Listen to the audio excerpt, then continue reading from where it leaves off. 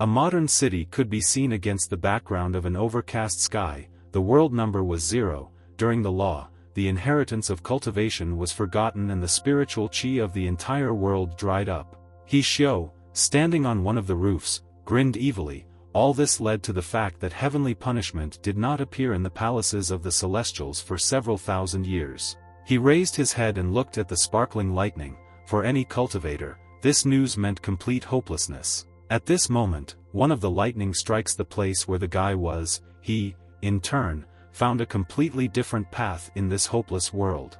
Lightning completely enveloped his body, and from the neighboring buildings the picture was terrifying. He Xiao was overwhelmed with strength at that moment and continued to grin evilly, because he had become the last cultivator of this world. He Xiao looked around the entire city, exalting himself above the others. His body continued to sparkle and smoke slightly. Lightning strikes again with even greater force in the same place and forms a small sphere of electricity. He Xiao planned to become a celestial being of this world. The guy continued to grin. Behind him stood a huge gray-haired man with gilded armor, and on his back was a round symbol. The time is moved a little later. Xiao stood by the bookcase. The girls noticed the guy and looked awkwardly at his expression.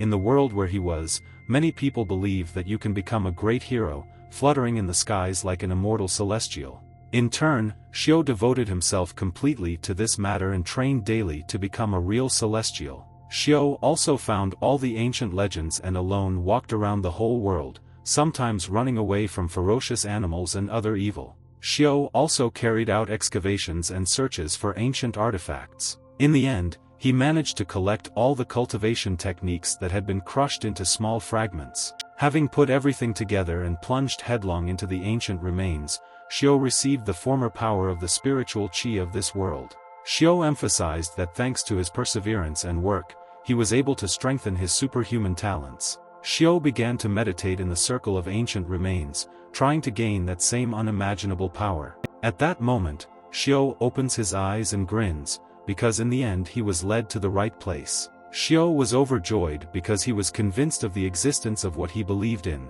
Xiao was in the halls of the celestials. The guy was floating in the sky and saw a fiery phoenix in front of him. Phoenix decides to speak to the man first and states that he is surprised that Xiao managed to get to this dimension. Phoenix adds that the guy shouldn't be here. Xiao was surprised to meet the phoenix. The guy assumed that the bird was the guardian of the palaces of the celestials. Xiao grabs the back of his head and apologizes with a smile for the intrusion, adding that he is not an easy person, but an ascended celestial being who Xiao, in his thoughts, Xiao noticed that they would soon become colleagues and they should get to know each other better.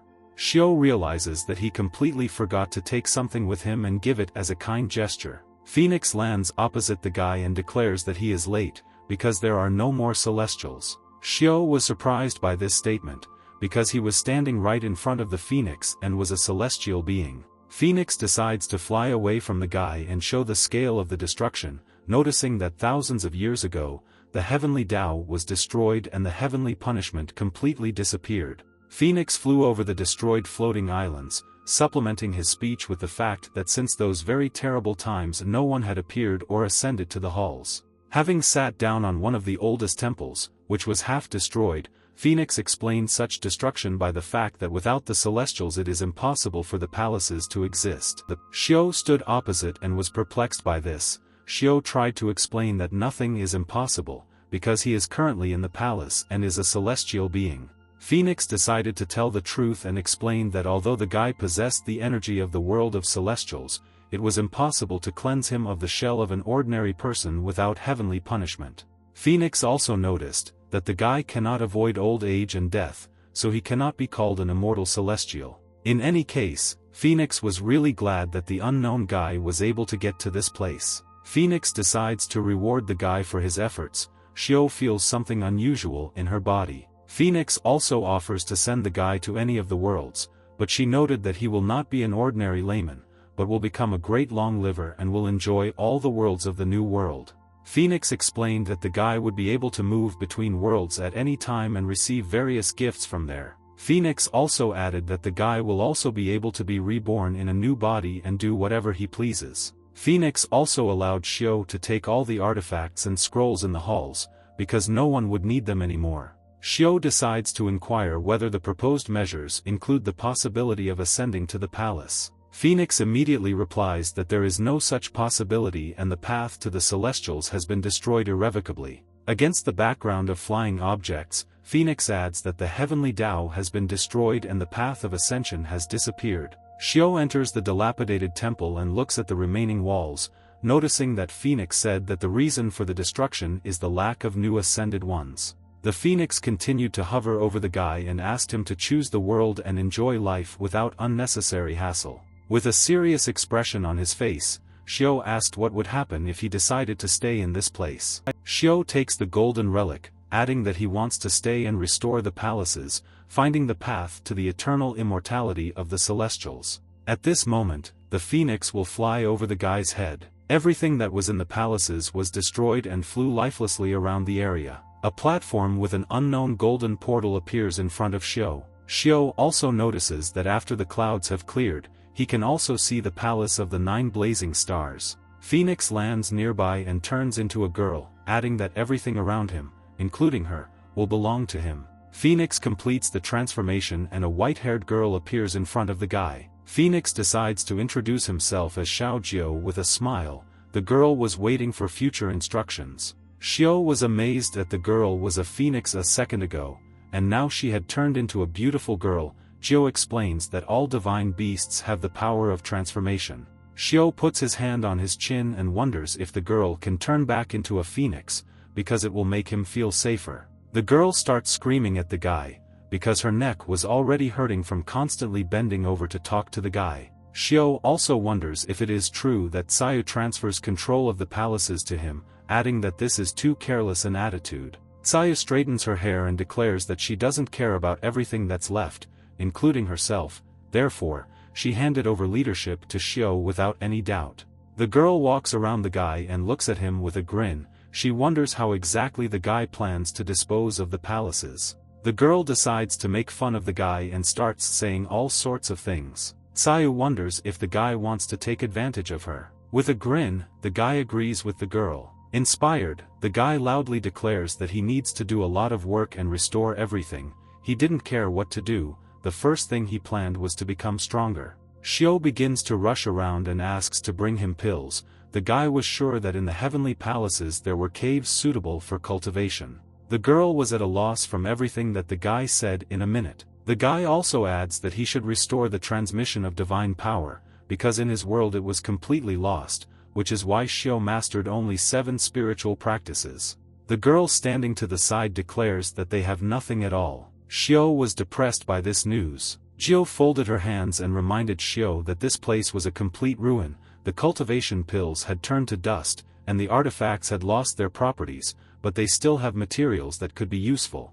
Sayu, poking the guy in the stomach, added that they have several practices, but they are not suitable for Xiao's mortal body. Sayu asked the guy to explore the remaining palaces himself. Sayu explains that the palaces of heaven exist among all 10,000 worlds, and since they were destroyed, all these worlds are now divided. Xiao understands that even though Sayu said that all the palaces of the Celestials are now his, he can only move on a small piece. The girl is trying to get something from under her robe, saying that it is not so little. Sayu presents Xiao with a golden mirror of the search for the gods. The girl explains that thanks to this mirror, future celestial beings and celestial artifacts can be found. Sayu adds that the guy will not be able to use the mirror to its full potential, but he can see different worlds. The girl likes to look through it, where there are most river sources. Xiao notices something in the mirror and wonders why the person is shining. On one of the monuments sat a girl with a golden glow. Sayu explains that the girl has hidden potential for ascension and that is what the mirror is for.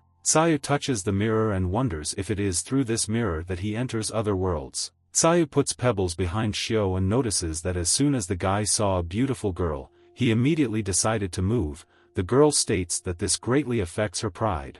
Warming up, the guy adds that it's time for him to start recruiting new recruits. The girl drops the stone and is amazed at what the guy said. The guy looks at his reflection with a grin. He notes that since the palaces are being destroyed due to the lack of new celestials, he will personally recruit new ones ascended to this place.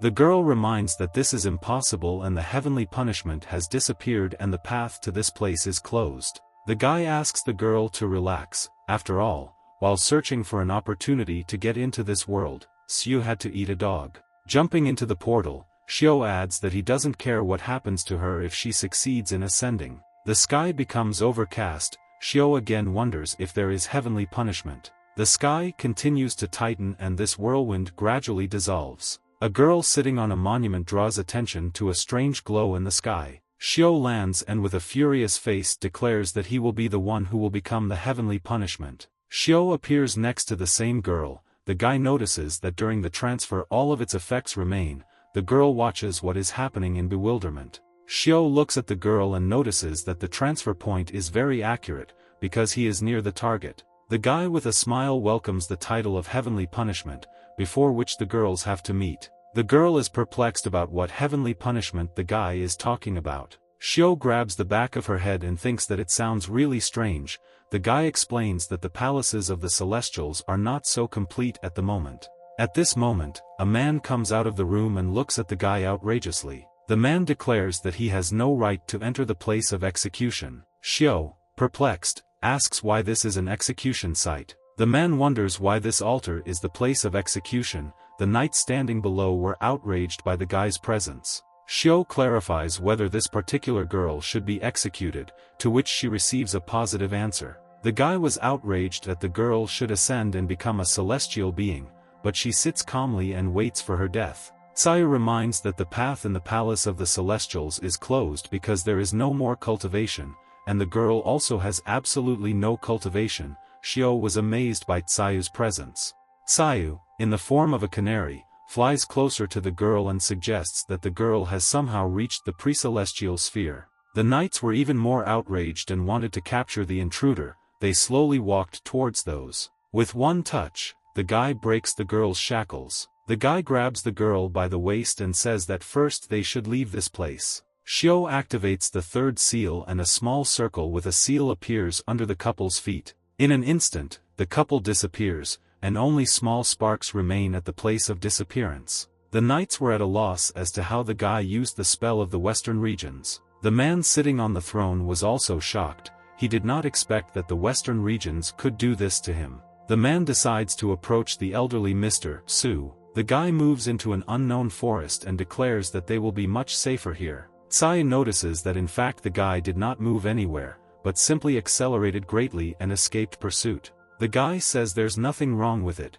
the main thing is that they remained intact. Xiu stated that she did not expect that the guy would also decide to take this unknown girl with him. The guy with an evil smile declares that a real hero must brandish the strongest techniques and kill the first encounter. He declared that pathetic mortals had no right to disturb him. Jiu notices that if he kills weakly, then he will be followed more strongly and thus he will raise his cultivation rank, reaching the very heavens. Xiu suggests that Xiu has watched the anime a lot. The girl stood opposite and looked at the guy in bewilderment. The guy decides to start from the very beginning and introduces himself to the unknown girl, and also adds that he plans to help her ascend. The girl still did not understand what the guy meant by ascending. You add that he wants her to become a celestial being. S declares that the girl understood him absolutely correctly and it will be easier for her to achieve this with him. The guy states that they are in a big hurry to recruit celestials, but first they have a few clarifications.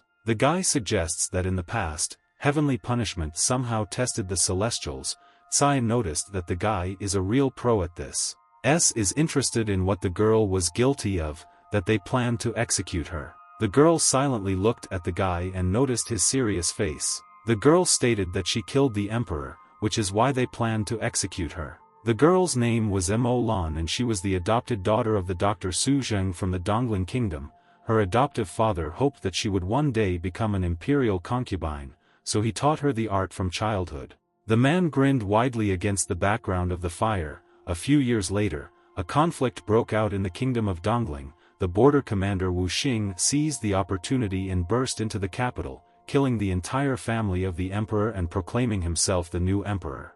The girl considered Wu Xing to be a cruel and domineering emperor. His only goal was to destroy all enemies and therefore many heroes rebelled against his power. Unfortunately, the new emperor had a huge army and the unique general Xian Yang on his side.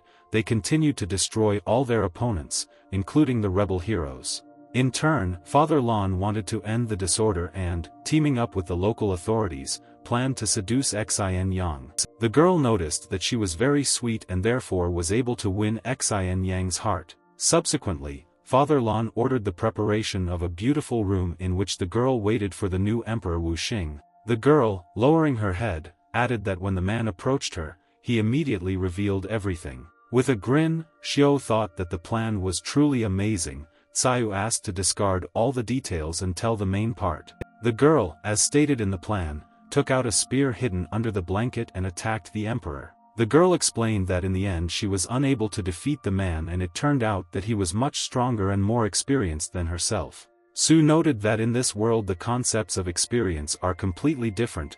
Jiu added that it was not necessary to tell the whole story about Xin Yang. The doe stated that she was actually too weak and useless, so she could not carry out her adoptive father's instructions. Xiao believes that it is her father who is the whole problem, because no one sends their daughter on such missions, believing that only an adopted son could cope with the emperor.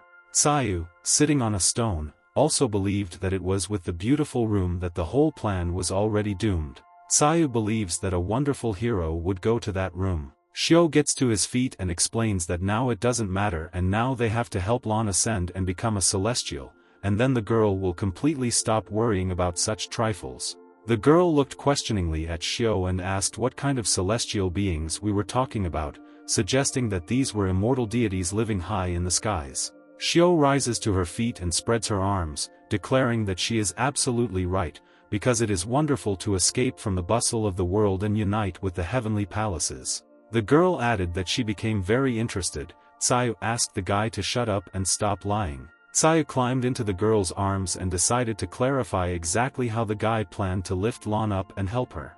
Caillou turned her gaze to the guy and added that she wanted to see how the guy would desperately try to elevate Lan to the celestials. With a grin, Xiao decides to clarify what is difficult about his task. The guy points his finger at Lan and asks her to come to him. The girl, without further ado, heads towards Xiao. Xiao begins to wrap rope around the girl, saying that they should try this one. Xiao continues to tie numerous knots on the girl's body. The doe continues to watch what is happening in bewilderment. Xiao finishes the final touches and the girl stands unable to move from the tight knots of the rope on her body. Xiao, wiping the sweat from his forehead, declares that he is finished with the preparations. Xiao hangs the girl from a tree and pulls her up with a rope. The doe explains that she actually doesn't really like hanging from the tree like that.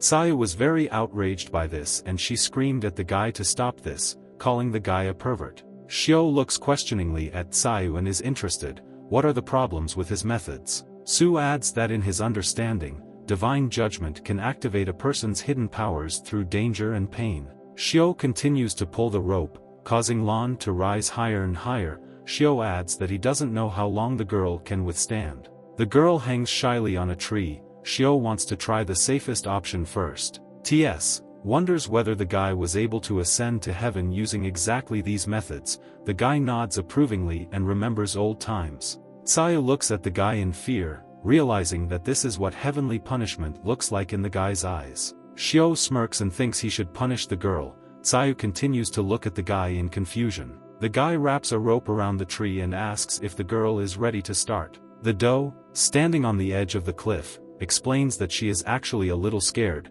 but she can endure everything. With a smile, Xiao adds that everything is fine. Xiao releases the chain around the girl's neck, causing her to suddenly begin to fall. Xiao adds that Lan sets out to meet danger and with these words the girl falls off a cliff. The girl begins to scream hysterically in fear. Xiao asks the girl to ride the divine wind, because Lan will be able to ascend and enjoy the power of the wind. Xiao proceeds with his next plan. The doe wonders if she should continue to lie in this position. Xiao completely buries the girl in the sand. Caillou states that with such methods the girl will simply die. Afterwards, Xiao throws the girl into the water. The doe notices that it is very calm underwater. Xiao is trying to catch up with the girl, because Lan has begun to be washed away by the current.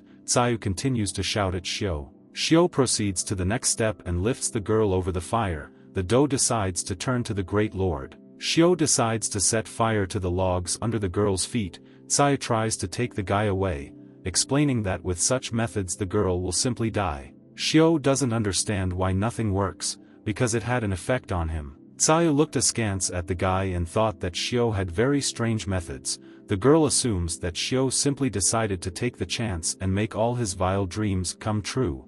Lan stands in front of the guy and apologizes to Xiao, saying that he really is completely useless and she shouldn't have bothered. Xiao declares with a smile that everything is fine and that the situation with the girl is simply not that simple. The guy suggests resting and temporarily postponing the ascension. Xiao planned to prepare something else later.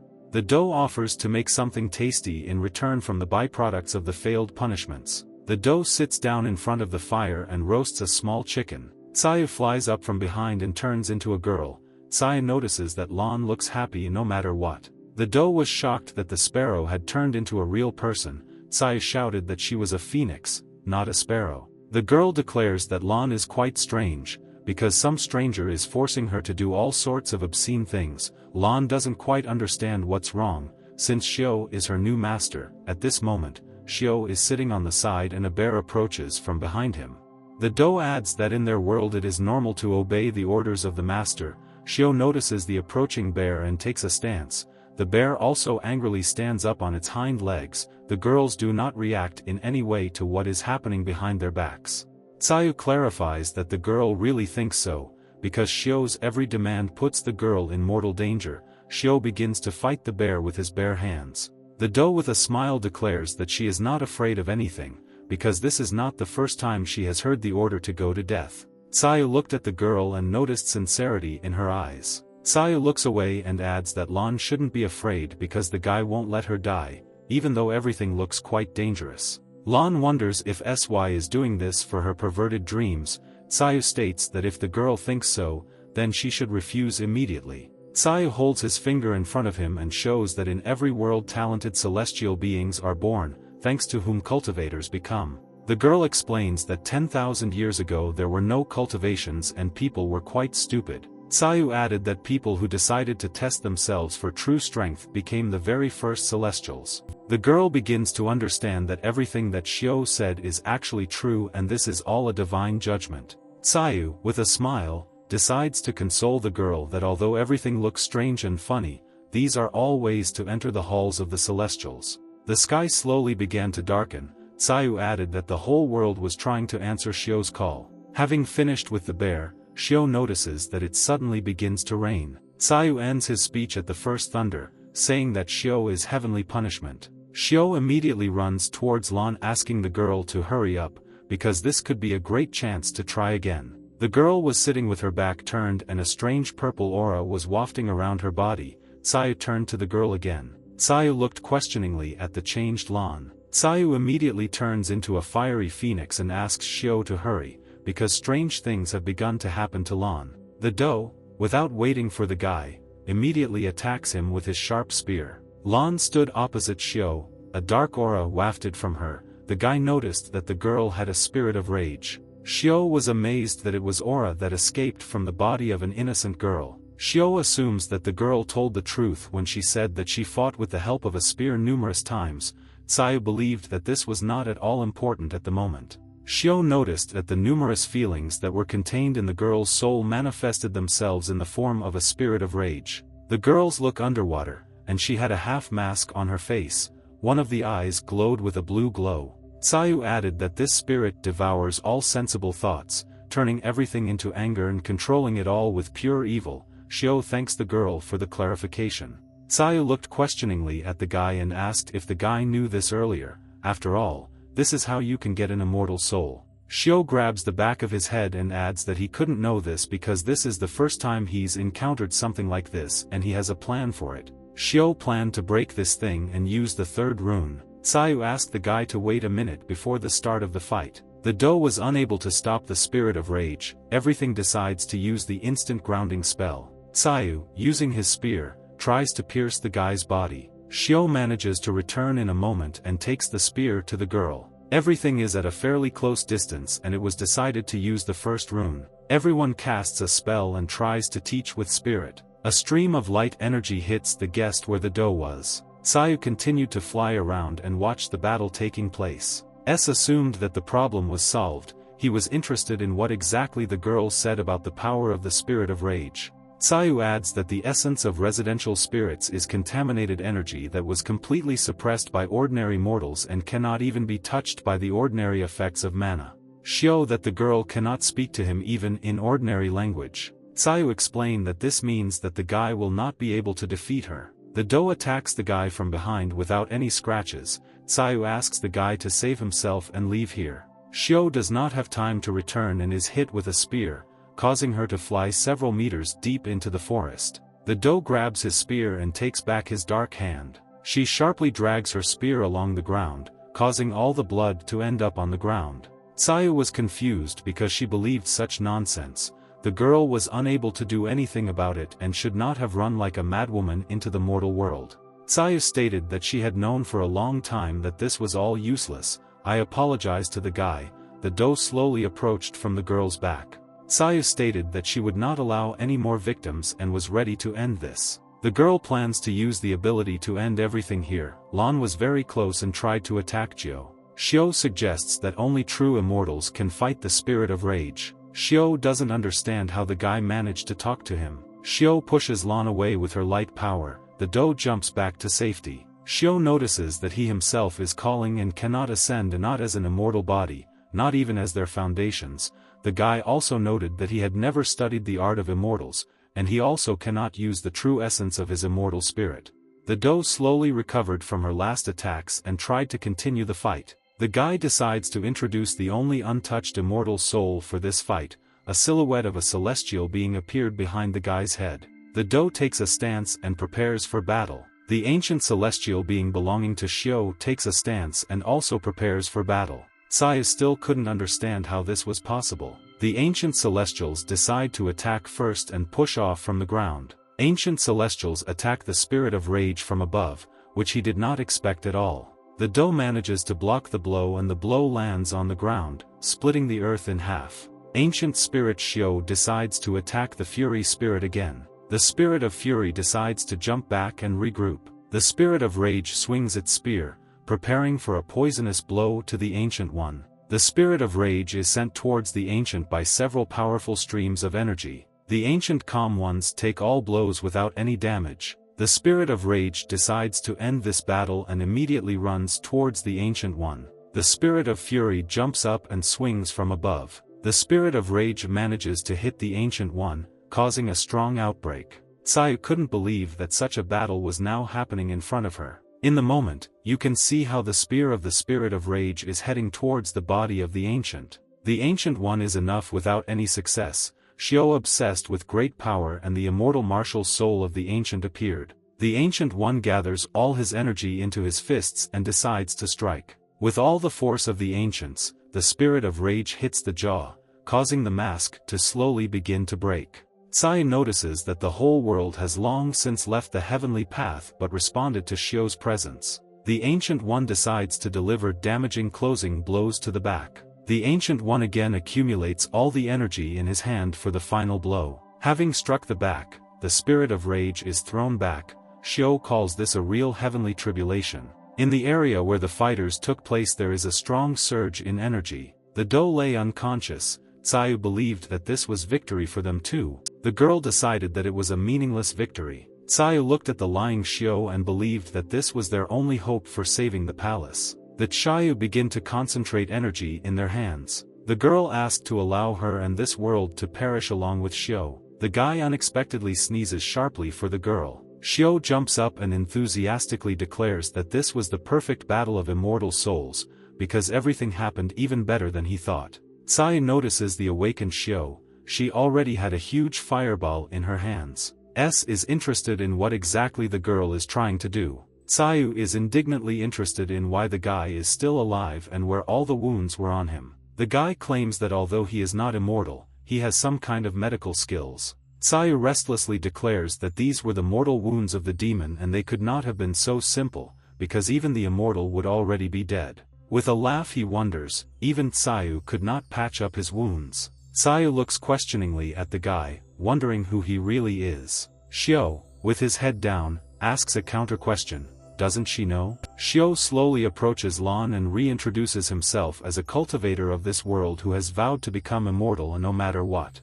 Takes the girl in his arms and adds that he is not afraid to restore the palaces of the Celestials. The doe was still unconscious and lying in the guy's arms. Xiao, having touched the girl, states that nothing has changed in appearance or touch. At this moment, Caillou hits the guy and demands that he stop touching the girl. Xiao explained that he had to check whether the soul of the immortal body had become denser. The doe hardly opens her eyes, the rain was still pouring and dripping on her face. The doe looked at her hands and was surprised that she was still alive. He greeted the girl with a smile and said that she had already woken up. Xiao makes a small camp and lights a fire so everyone can rest. Xiao is reading a book and notices that she does not see any changes in density and does not feel any aura around Lan. It was obvious to Xiao that even the heavenly tribulation had passed and the fatal spirit had been purified. The doe sat by the fire and fed Caillou in the form of a small phoenix. Xiao wonders if the girl is listening to him. Lan continues to feed Caillou. The doe lowers his head and apologizes for his behavior. Xiao adds that he said so. After all things cultivated immortality comes from the word recklessness. The doe again adds that she is very sorry for what is happening. Xiao turns to the girl and looks at her. Having taken the fish, the guy grabs the back of his head and notices that the girl remembered everything. The doe explains this feeling as if she was seeing a dream. The girl explains that the source is nearby and saw how her body tried to kill her. Xiao suggests that she felt exactly the same way he feels when he controls his own spirit. Xiao enthusiastically turns to the girl and with a smile declares that they should try again. Caillou immediately starts screaming and reminds him that the guy was beaten half to death all this time until he accidentally won. Xiao continues to smile and declare that it was just an accident. Xiao believed that he had completely mastered his power. Xiao added that since the fatal spirit had been purified this time, he would try to hit the girl with a thunder grab strike. At this moment, an arrow flies towards the company. The knights declared that they had found the fugitives. Several knights tried to use crossbows to illuminate the company. Xiao was surprised that the knights were able to find them so quickly. He planned to take the fight with a smile. Caillou believed that this was not the best situation and they should leave here. Xiao explained that these were just a few soldiers and he planned to simply knock them out. Caillou reminded that the guy is not yet in the best shape. Caillou believed that if the guy let them get too close, something bad might happen. All the knights were amazed, and only a few fell to the ground. The doe was surprised that all the knights simply disappeared and only their armor remained. The doe was slightly frightened. After all, if lightning struck her in the same way, then she too would disappear. Xiao declared with an absurd smile that he did not want to allow this and they were the first to start. Caillou decides to explain that a mortal's mind dissipates after such a blow and his spirit becomes unclear. Caillou also adds that with this ability, heavenly speed becomes stronger when activated on a large number of people. Caillou stated that it is difficult to talk about whether the little girl will be able to pass a stronger heavenly test. Caillou assumes that the guy didn't listen to her at all. Xiao decides to ask just one question. Xiao was interested in whether there is a circumstance under which the fatal spirit cannot be purified by heavenly tribulation. Xiao assumed that the spirit of rage could return at any moment, because it was contained in the girl. Caillou suggests that if the spirit cannot be purified, then this is possession. Caillou explains that the spirit of rage is a manifestation of various bad thoughts that have accumulated in the mind of the practitioner over the years. Caillou also adds that if the practitioner himself has a certain emotion that is very strong and cannot be released, then it will become an obsession to return to the cancer spirits. Caillou reminds that cultivators clear their minds of karma and even undergo special spiritual practice to tune their minds. Xiao grabs the girl's face and suggests that they should improve Lan's mood. Xiao decides to go together with the girl to a distant city where they can settle. The doe puts on an outfit in one of the stores and wonders if her master wants to see the girl in this outfit. Xiao suggests that clothes will make a girl happier and solve most problems. Caillou notices that the dress in this store is not the cheapest, wondering if Xiao has money. Xiao laughingly declares that the girl herself can pay for all her gifts. After a while they return to the forest again and the guy strikes the doe with lightning. The doe lies helpless by the tree. Xiao assumes that the girl is still not in the best mood. Xiao declares with a smile that there are no problems in this world that a pot of soup cannot solve. S takes the girl to a restaurant and orders a large number of dishes. The doe notes that she has never been in crowded places or had dinner with anyone. After the restaurant, the couple heads back into the forest, but nothing works. Sayu believes that he is still not succeeding, and that's not the point at all. S suggests that it is a dream for a girl to leave the house.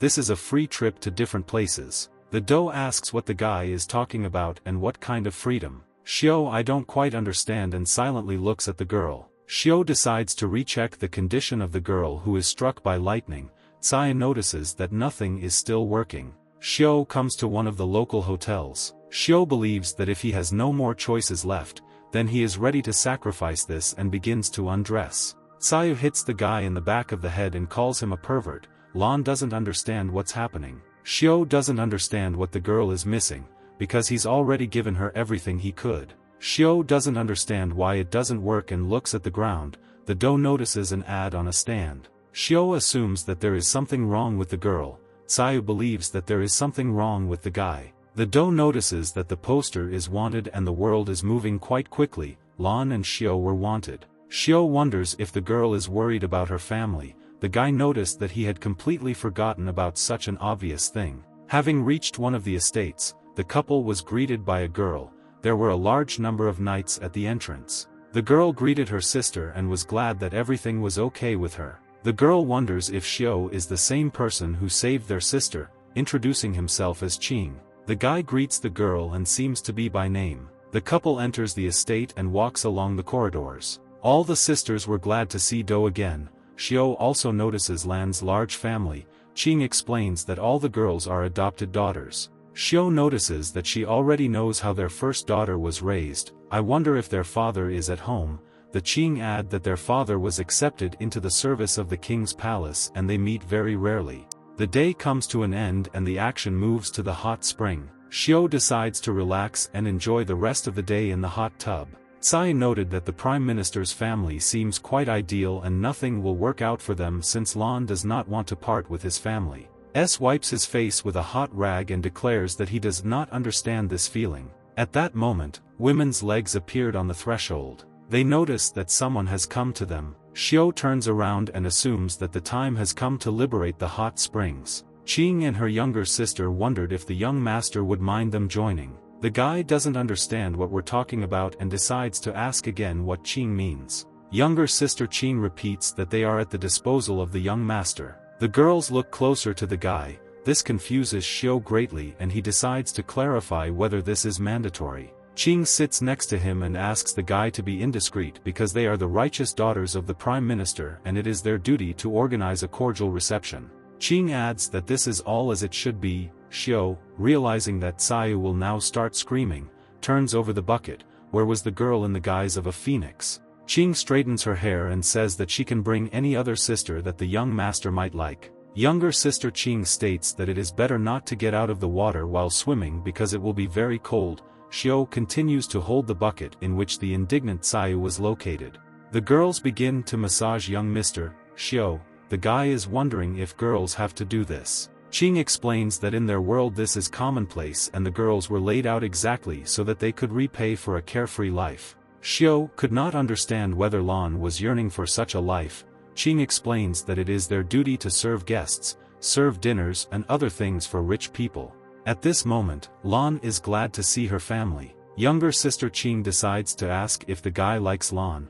Is it love at first sight? Qing takes her face and understands everything, but she declares that the girl cannot be taken as a wife. Qing adds that the girl or as the emperor's wife therefore she cannot serve guests. Qing gives a massage to the guy and tells the story that after the emperor died, Lan was closed to the palace and that is why her father sent her to that battle. Younger sister Qing states that if the guy wants to enter the residence, the gates will be opened for him. Xiao reads that he cannot make decisions on this issue and wonders whether the girl should continue to follow the family rules. At that moment, in one of the rooms, a girl was hitting Do on the back with a whip.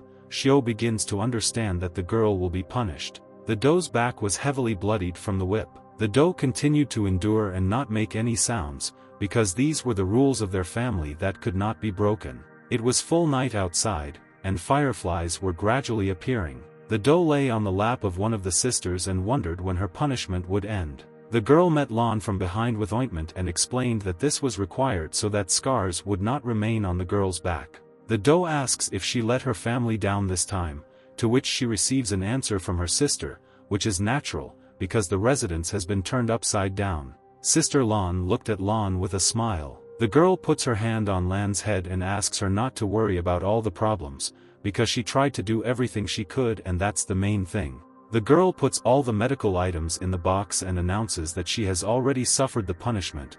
The girl asks Lan to return to the room and go to bed early. The girl offers to stay with Lan for the night. Just like in childhood, the doe asks for such a favor. The girl looks at her sister with a smile. Enters the room and greets Lan's sister. He notices that the girl will not be able to stay with Lan today. The girl quickly leaves the room and adds that she will not bother them anymore. The doe greets the Lord Celestial. The guy asks that in the future the girl start calling him by name. Sister Lan decides to peek into the room and see what the couple is doing. The girl states that before her father agrees to their marriage, they should not do anything strange. Xiao asks the girl not to worry.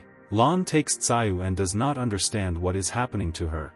Tsayu was lying on the floor and water continued to flow from her. Xiao believed that the girl was over shopping. Xiao approaches the exit and tries to say something to Lan. The guy grabs the back of his head. You declare that you don't know all the intricacies of this world and have no right to condemn it. I noticed for hours that the girl loved this family very much. The doe lowered her gaze and confirmed the guy's words. Xiao suggests that the girl can't stop worrying about her family. The girl once again nodded approvingly at the guy's words. Xiao agrees with a serious face and asks the girl to follow him. Lan does not understand where Xiao is going at such a late hour. Xiao stops at a moment and adds with a grin that they are going to kill. One of the guards at the entrance is trying to get a sword, not interested in what kind of strangers dared to break into the forbidden city in the middle of the night. Xiao, with his hands in his pockets, noted that this was the emperor's palace, which looked very large. He was interested in where the emperor was now. Lan says that after the destruction of 3 cities, the new emperor is afraid to sleep, because offended souls might come to him, so the meeting room was redone. The doe thinks that the man is there. One of the guards standing on the wall noticed that this was the same guy wanted earlier. Several guards jump off the wall and immediately decide to attack the defenseless Xiao. Doe explains that you are not ordinary guards and should not be underestimated by Mr. Celestial. Xiao accumulates energy in her hand and declares that she shouldn't worry about it, because the main thing is to choose a place and everything will be as it should. All the guards attack the guy at the same time. Xiao activate the first talisman, called Soul Focus. Xiao then casts a lightning spell and scatters all the attackers to the side. The doe asks if they were planning to come in quietly. It seems to her that everything will no longer be all right after such a roar on the street. Xiao notices that all the guards are now stunned and they will not be able to report the attack. The doe understands that the guy thought everything through and didn't just use his spell. Xiao notices a falling meteorite and realizes that Tsayu has returned to them. Tsayu slams into the guy's face with all his might, telling him to die. Tsayu was outraged that she left for a short time and the guy had already created a whole chaos. Xiao states that Lan cannot do anything about it and should complete this task. The doe apologizes for this, because her adoptive father taught her that all things should be completed, especially since one of the sisters will still have to do this. Tsayu hits Xiao on the cheek again and reminds him that celestials and people are different and I should join a common battle. The beaten Xiao sits on the earth and adds that he did not intend to kill anyone and just wanted to help the girl open the gate. Tsayu states that this is not the point, but that the guy really is a real celestial inhabitant of the palaces. Tsayu also adds that by interfering with people, the guy risks being noticed and if he receives serious injuries, this will directly affect the celestial. Xiao notices that he was somehow injured and blood is flowing down his arm. The doe asks not to worry and believes that it is better for her to handle it herself and as soon as she completes the task she will immediately come to them. At this moment, more guards gather at the entrance, because everyone heard an unusual explosion at the eastern gate. Xiao takes the girl in his arms and adds that he initially planned to clear the way to give the girl the opportunity to calmly go inside and kill the emperor. Xiao adds with a smile that they won't be able to enter the castle so easily. Xiao activates her ability and decides to quickly finish this matter. The lights were on in the emperor's castle, because a council was taking place there. Father Lan stood in the center and reported that they were unable to track and catch that unusual killer. The commander-in-chief noted that this warrior would take risks for the sake of a woman. The man offered to reward him and accept his ranks. I would not want to react to this situation in any way so that the emperor would demand his murder. One of the warriors notes that the emperor was very fond of gathering around himself people with rare talents. The man throws away the book and asks everyone to start searching for this criminal and kill him immediately. The man noticed that any capable person would be several times insignificant before the great emperor. Father Lan bows to the emperor and declares that this will be done. The emperor holds his head and wonders what kind of noise is happening on the street. Everyone in the hall also hears the noise, but cannot understand what is happening there. One of the subordinates went outside and noticed a memorable light next to the gate. Xiao and Lan quickly jump over the walls and reach the emperor. A powerful explosion occurs in one of the towers. The security noticed that this was the suicide and should be caught immediately. Xiao continued to top up the guards one after another. Xiao lands on the ground and decides to activate the third talisman, the lightning fire demon. Xiao declared with a grin that he was just escorting the girl inside. An arrow hits the guy's hand. Sayu immediately tries to get the arrow out of the guy's hand. Xiao noted that simple arrows were able to pierce him despite the spiritual armor spell. Sayu reminds that the luck of the imperial family is present here, the greatness of the capital. Sayu believes that if the guy continues in the same spirit, the knights with bows will attack with even more force. One of the main ones gives the order to re-release. The doe with a smile asks the guy to stop because she plans to go further herself. Xiao asks the girl to hug him tighter. His face was quite serious. The doe pressed herself against the guy's body with a smile. Xiao very quickly escapes the flow of arrows. Behind the guy's back was a hail of many arrows. Xiao activates her ancient and covers herself with its power. Xiao decides to activate another of her abilities, because they are now in the same breath. Xiao planned to break into the building at great speed. There were already guards at the entrance to the building and they noticed that it was the same killer who was now trying to break into them. The emperor did not react in any way to this news and the situation as a whole. The commander-in-chief assigned the guard in charge. All the guards erected their shields to cover the emperor. Everyone slowly began to approach Xiao. Xiao demanded that everyone leave. The guy activates the first talisman, the focus of souls. A huge dragon appears behind the shields of the guards, covering the emperor. The power of Xiao and the imperial one met in the middle. The security continued to stand and not let the celestial being pass. There were several arrows in Xiao and his pubis was bleeding. He silently looked at the guard standing in front of him. One of the commanders-in-chief, who was assigned a contact guard, grabbed the guy. After all, he was already exhausted. All the guards with shields slowly begin to surround the guy and girl. All the sources nearby began to laugh gloomily with assurance. After all, no one could even think that some guy would be able to penetrate them. The emperor, without any emotions, recognized as infected, had his arms and legs cut off and sent for interrogation. Xiao, without further ado, begins to rise into the sky against the backdrop of a huge lightning bolt. At this moment, the ancient Xiao lands sharply down and scatters all the guards to the sides. Xiao is unable to continue fighting and sits down at a safe distance, ordering the ancient one to go forward. After the path has been cleared, the doe decides to intervene herself and break through to the emperor. One of the commanders-in-chief angrily takes off his helmets, ordering the guards to protect the emperor at all costs. The doe, without any effort, begins to cut the shields with his spear and gradually gets to the emperor. The doe continued to fight with a large army. The emperor was furious at such impudence,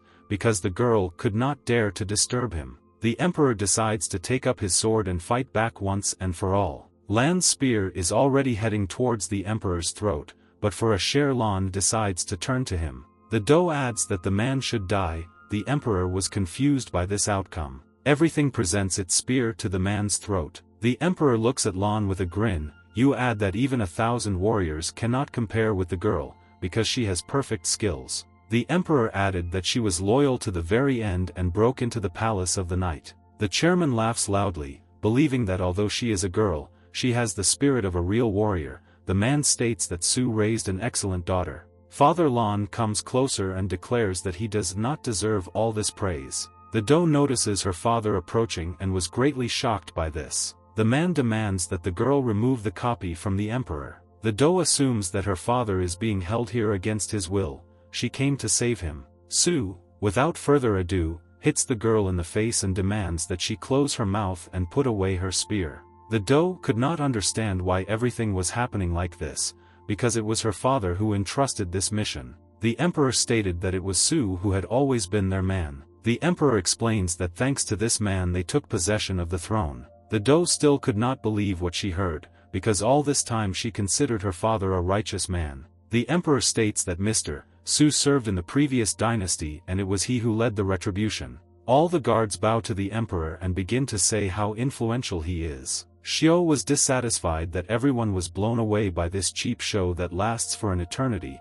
The guy assumes that this man also sold out everyone else who was involved in the murder. Tsai notes that most likely the girl has no affection left and she can easily become a celestial being. Xiao turns her head and declares that if everything is real as the girl says, then it's wonderful. The doe lowered her head and didn't know what to do next. Everyone who was in the hall continued to praise the emperor. The girl's spear falls to the ground, because she didn't know what to do next. The emperor with a serious face demands that they be seized and given poisoned wine to drink so that their bodies remain unharmed. All the guards surround Lan and Xiao. Xiao doesn't understand why he was captured because he played along with them. The man emphasizes that Mr. Su has a good daughter, but she could not be left alive because of disrespect for the emperor. Su turns to his daughter and declares that she will go down in history as a great woman. The doe, with tears in her eyes, declares that she was not ready to die for this. The girl remembers how her father took her into his care. The girl noted that she was very lucky that she managed to become Su's daughter. The girl also believed that although it was quite difficult and tiring for her, she considered everything equal, that she had lived the least happy life. The doe tried to stop her tears, adding that for this she was ready to give her life. Su hands her a glass of wine and adds that she should follow her order. Another man approaches Xiao with a glass and asks him to also drink the drink. Lan turns his head to Xiao and wonders if he can leave at any time after what happened. Xiao looks at the guards holding him prisoner, adding that this is not a problem for him and he can take her with him. The doe with a smile declares that in this case she is calm and in this case she will not be able to become a celestial being.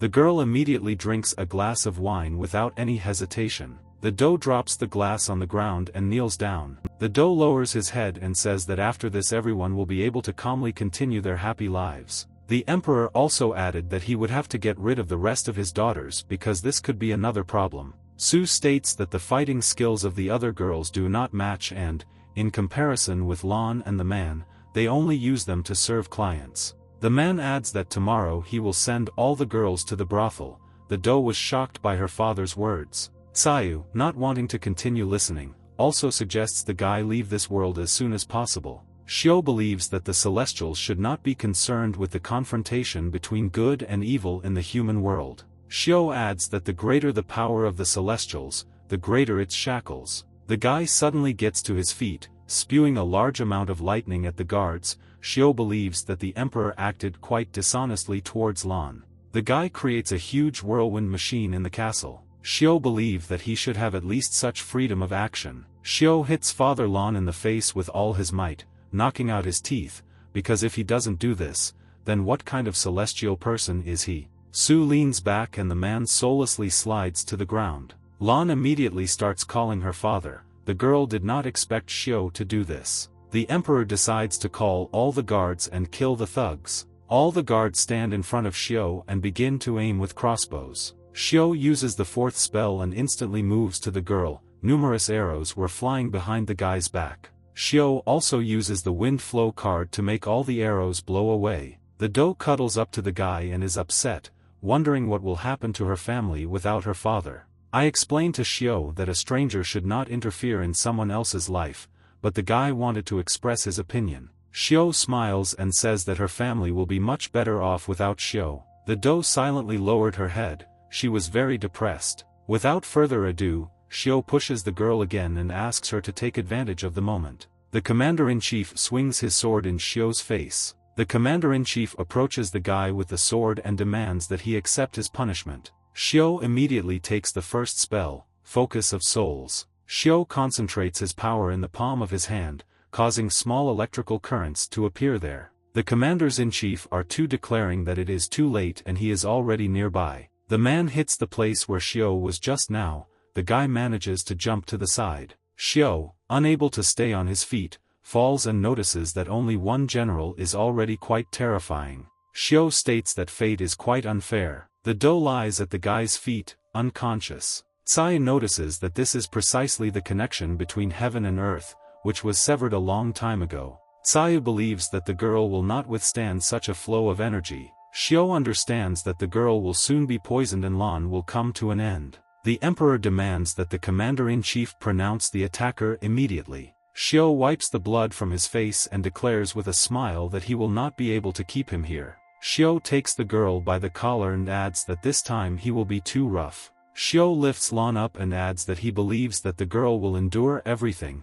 Electrical energy begins to accumulate around the guy. Tsayu understands where this is going and decides to ask if the guy is going to do this in such a public place. Xiao begins to shout that the emperor is an ignorant tyrant, which absolutely everyone in the area around the castle begins to hear. The security guards at the entrance were at a loss as to what sound they heard. Xiao declares through anger that it is the heavens that are filled with disgust for humanity. A huge number of lightning bolts suddenly begin to strike the castle. Xiao calls this the wrath of the Almighty. Everything around the castle begins to slowly collapse, becoming covered in a golden glow. The guards who were near the castle began to read and apologize to the Lord. The monks who were also in the castle asked the celestials to have mercy. The emperor slowly began appellation, but still did not believe the existence of celestial beings.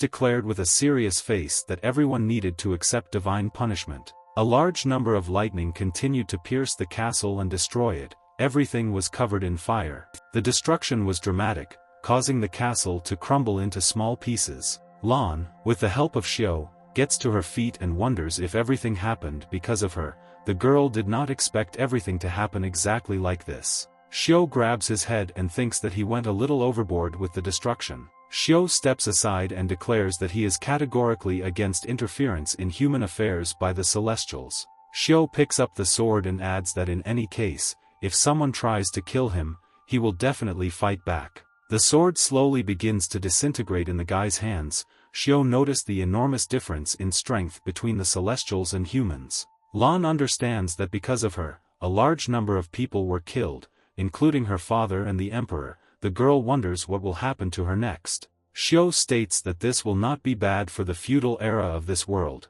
because they really live in troubled times. Xiao also notes that the words he used at the tyrant's death should be used as divine instruction for this world. Xiao looks down, noting that it is unlikely that other rulers will become better after this, but at least it will force everyone to think carefully before doing something.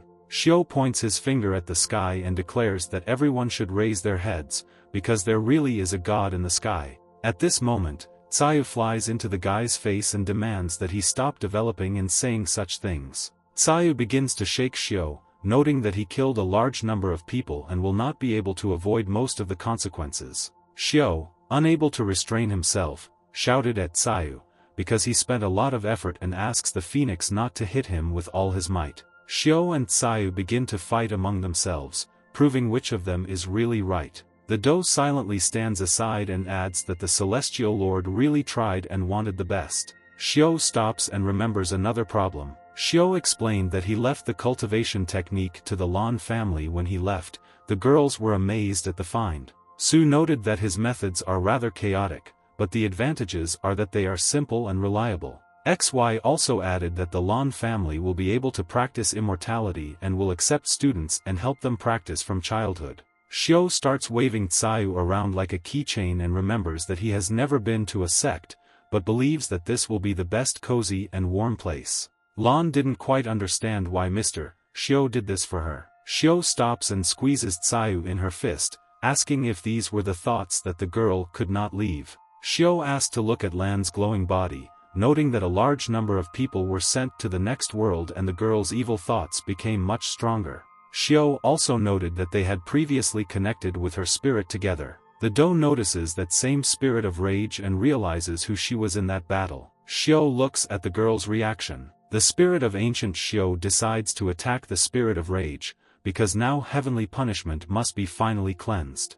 The spirit of the ancient pierces the spirit of rage. Xiao adds that all the dirt that has formed here should be eradicated. The spirit of rage is thrown away from the flow of energy. The doe begins to feel severe pain in her body. Tsayu begins to scream in confusion. After all, Lan's body will not withstand such strong heavenly punishment. The doe falls to her knees and begins to bleed. The girl explains that she is fine and could have died a long time ago. The doe notices the blade next to him. She looked at him questioningly. Xiao, enveloped in his power, remarks that they should use the actions of heavenly punishment and purify the so-called evil thoughts of the evil spirit. The doe struggles to his feet. The girl was shrouded in purple energy. Xiao is trying to tell her the further task. Xiao grinningly demands that the girl defeat him. Behind the guy's back stood an ancient spirit standing tall. Lan's eyes began to glow with a golden glow. The girl stated that she would obey the order. The spirits continued to fight among themselves in the electrical sphere.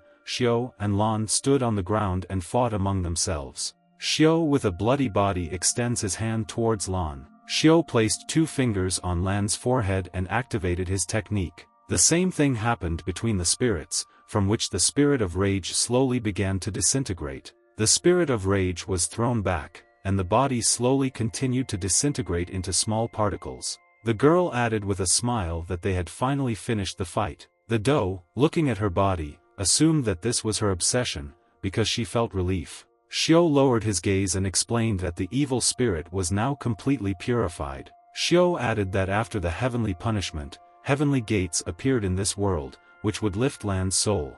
Tsayu could not believe what she saw, because the heavenly palaces of this world had been restored again. Xiao suggested that heavenly laws can actually be changed as the master wishes. Tsayu also could not understand how the guy managed to stay alive after all the destruction that he brought to this palace. The doe looks at the newly erected gates. She wondered if there were heavenly palaces there and if the celestials lived there. Xiao states that in theory it is so, but in reality now only he and Tsayu live there and they will have to restore everything first. Xiao added that this is why he is looking for people to ascend again, restoring the connection of heaven with thousands of worlds. The doe reacts to the guy's words with a smile. She was pleased to hear such a noble deed. The doe also suggested that in each world, having reunited with the heavenly palaces, the descent of the deity into the mortal world would occur. Xiao, holding the back of his head, explains this by saying that he had too little experience and this situation was special. Xiao noted that in most cases, mortals cope with their own affairs quite well and do not need any gods at all, but sometimes they should intervene. Xiao, with a serious face, believes that the responsibility for maintaining heavenly laws rests with the celestials. Lan thinks with a smile that this sounds very cool. Lan begins to slowly dissolve before Xiao's eyes. She would like to take part in this matter, but she is very far away. The girl completely dissolved and Xiao realized that in the end they didn't succeed. Xiao and Tsai returned to the palace. Jiao explained this by saying that in fact the girl turned out to be not a true cultivator and the outcome was obvious. Xiao added that although they were not able to successfully ascend, they managed to restore the flow of qi energy with one of the worlds. The guy decides to go back home to rest. Tsayu is interested in the guy's plans to return home to his mortal world every day in the future. Xiao explains this by saying that he rented the apartment for a reason and he feels much better there. Xiao turns around and looks at Tsayu, noticing that the girl would also like to be left alone with herself. Tsayu was surprised that the guy noticed this. There were severe bloody wounds on the girl's body. Xiao lowered his head, confused by what had happened. Xiao throws on her jacket and wonders why the girl didn't say earlier that descending into the mortal world was so dangerous for her. The guy returns home and decides to take a shower first. The guy is standing in the shower stall with his head down. Xiao was depressed by the loss of Lan on the last journey. The guy didn't know what to do next if he couldn't save the girl. Xiao also recalled severe wounds on Tsayu's body. Xiao jumps onto the bed and covers her eyes with her hand. The guy understood that he had ruined everything. At this moment, a female voice called out to Xiao. The guy suddenly opens his eyes. Do lay next to him. The girl wondered if they were in heavenly palaces. Xiao excitedly jumped out of bed and called Em Oan. The girl again wonders if they are in the palace and why everything in this world is so strange. Xiao, without reacting to the girl's words, begins to examine Lan's face, noticing that the feeling is soft from the girl's face. Xiao noticed that other parts of the body were just as soft to the touch. The doe turns to the Lord Celestial. Xiao comes to the conclusion that this is the spirit of the deceased Celestial. Xiao gives the girl his shirt. Xiao adds that although her spirit was able to recreate the body, she is not aware of everything. Xiao explains this by saying that during the divine judgment, the body of the cultivator undergoes serious destruction, due to which the soul is freed and filled with the power of immortality. The guy did not expect that the girl would be able to directly discard her physical body and ascend in the form of a spirit. Xiao did not understand why, after ascension, the girl still remained next to him. Xiao assumed that after recent circumstances, Jiao sealed the palaces and Lan was unable to move to this place. Xiao, in turn, could have been transported to the palace at any moment, but he planned to wait a few days and let Sayu rest after recent events. Lan, seeing that Xiao was thinking, decides to turn to him again, because she was at a loss where she was. Xiao decides to keep the girl with him and give her the opportunity to live with him until he takes her to the palace. Xiao puts her hand on the girl's head and notices that she has the will to win. The girl was very happy that the gentleman praised her. Xiao, pointing his finger at the girl, emphasizes that he has already studied his elevation, but this is fundamentally different from his elevation. The guy planned to study the girl. Lan asks what kind of study Xiao is talking about. Xiao emphasized that the night would be long and they would do interesting things. Lan agrees with Mr. Xiao's words. The next morning, Lan was still in Xiao's world. Xiao turns on the stove, deciding to cook breakfast. Xiao takes out a frying pan and gradually starts cooking. The guy asks the girl to stop watching so much TV and come have breakfast. Xiao was amazed that the unknown person had shrunk himself using a spell and sat in the box. Xiao asked the girl to come and have breakfast, and then the guy planned to explain everything. Xiao, sitting at the table, also noted that the girl should not continue to wear his clothes. He planned to go shopping with his girlfriend. The doe asked not to simply spend money on her, because the girl now has no body and she doesn't care what to wear. The guy was against the girl putting on her ancient attire again, because everyone would start looking at them askance. Xiao added with a smile that he would not disappoint the girl in her search for clothes. Xiao added that, on the contrary, it would open the girl's eyes to a new world. Xiao and Lan go outside and head to a nearby clothing store. Several girls pass by doe, which the girl notices. The doe wonders if this place is the kingdom of the Celestials. The guy confirms that this is, in a sense, exactly so. Xiao, taking her smartphone, decides to first buy the girl underwear, and then clothes and shoes. The girl assumed that everyone in the kingdom wore underpants and a dress at the same time.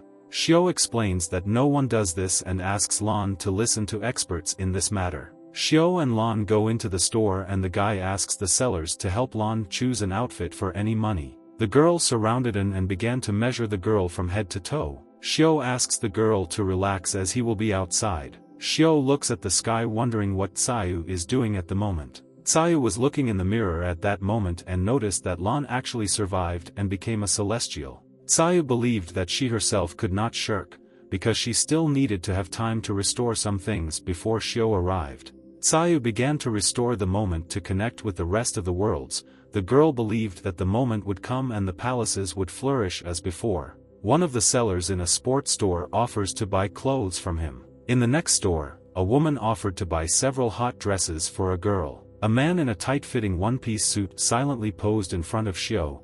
Without further ado, the guy agrees and also buys Lana a swimsuit. Lan asks Xiao to stop buying things for her, because this was enough for the girl. Xiao decides to also buy some stylish uniforms for the girl before finishing her shopping. In the end, the girl went home with all her purchases along with Xiao. Lan notices an advertisement on one of the advertising posters about how men, like women, can earn money on their own. The girl was interested in the fact that in the new world, anyone can earn money on their own. The advertisement also stated that wealth cannot be measured by a person's worth.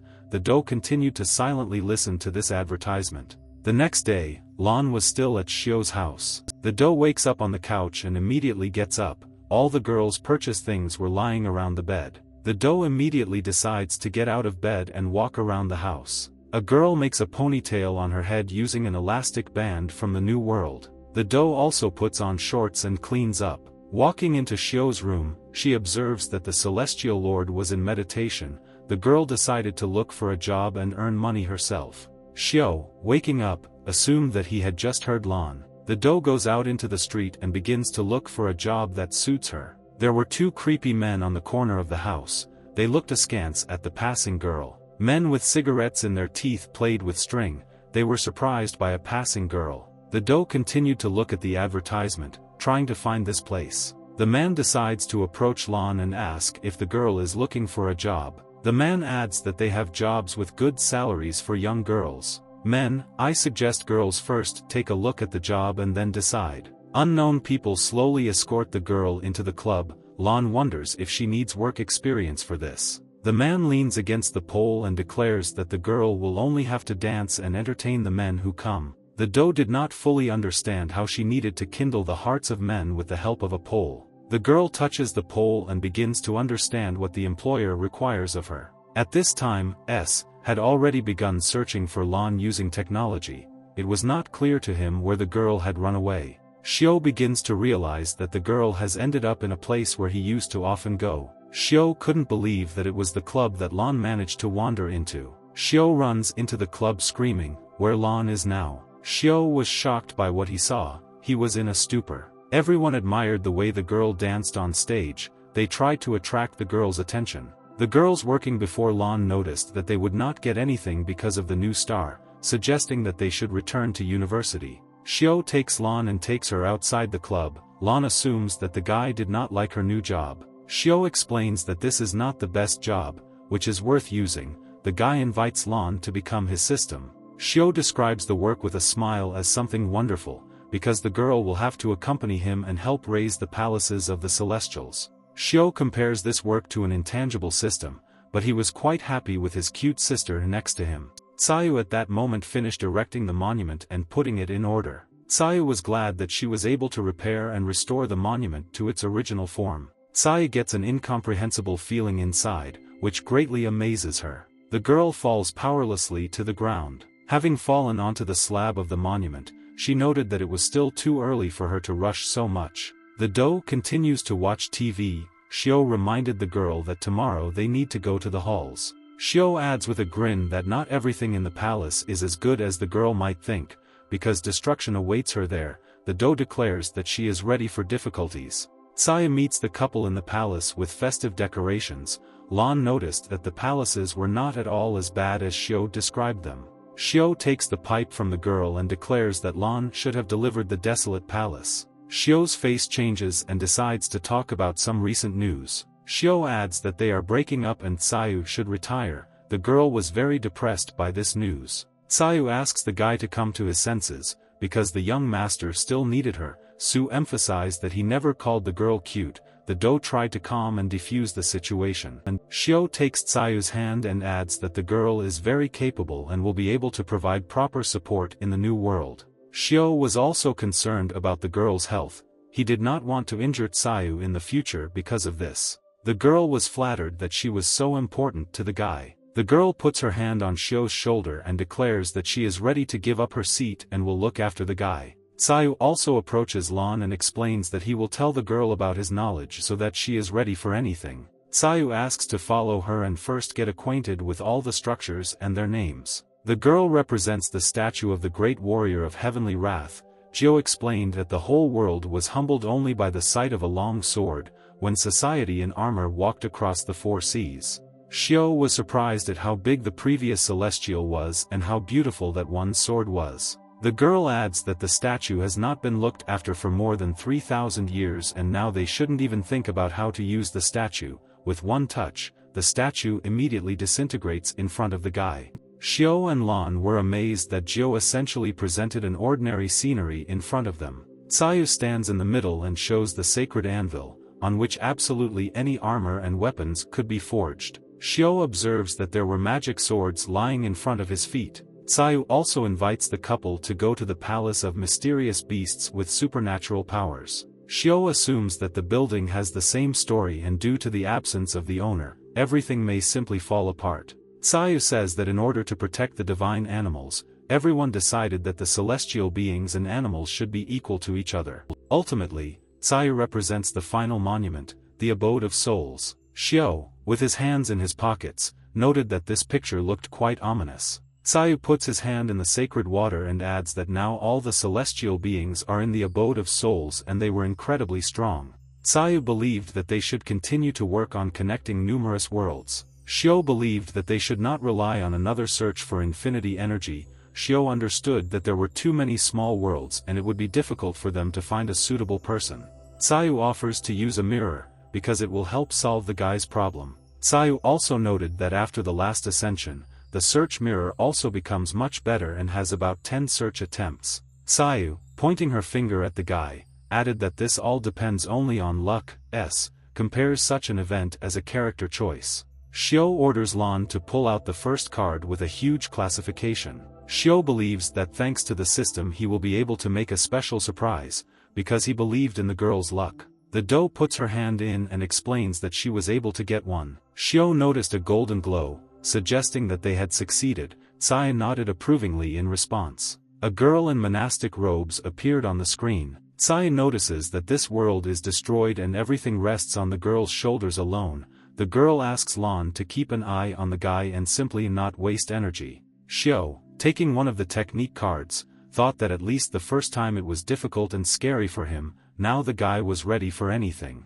Tsai noticed that the guy was very self-confident when going into this world. The doe notices from the first minutes that this world was of sword and magic. The doe understands that the knights fought for the king, and the magicians, in turn, protected the holy maiden. The girl explains this until the unknown guy came down from heaven and made a new revolution in history. Xiao noted with a grin that it was this event that marked the beginning of new meetings and adventures. The girl was next to the gentleman and voiced that they were taking the path of creating a new story. Xiao does not understand what the girl is muttering under her breath. The girl recalled how Tsayu taught her to get up using Mr. Xiao's good system. Xiao immediately decides to confiscate the book provided by Tsayu. The guy asks the girl to start thinking with her own head without prompting. The girl takes out another book, believing that Tsayu will make a worthy system out of it for Mr. Xiao. Xiao takes the girl by the hand and declares that it is time for them to get to work. Lan wonders if Xiao has a plan. Xiao takes out a technique card and declares that this time he has a different plan because he will not have to call upon the divine court as in the Lan world. Xiao casts the third spell, lightning speed, and they quickly begin to move across the field. Xiao noticed a huge city under a cliff. Xiao comes down from the mountains with Tsayu, wanting to understand why they do not feel any aura in this place. Xiao decides to find out what exactly is blocking his perception. Xiao notices a pictogram appearing in front of them. Xiao immediately realizes that it was a trap.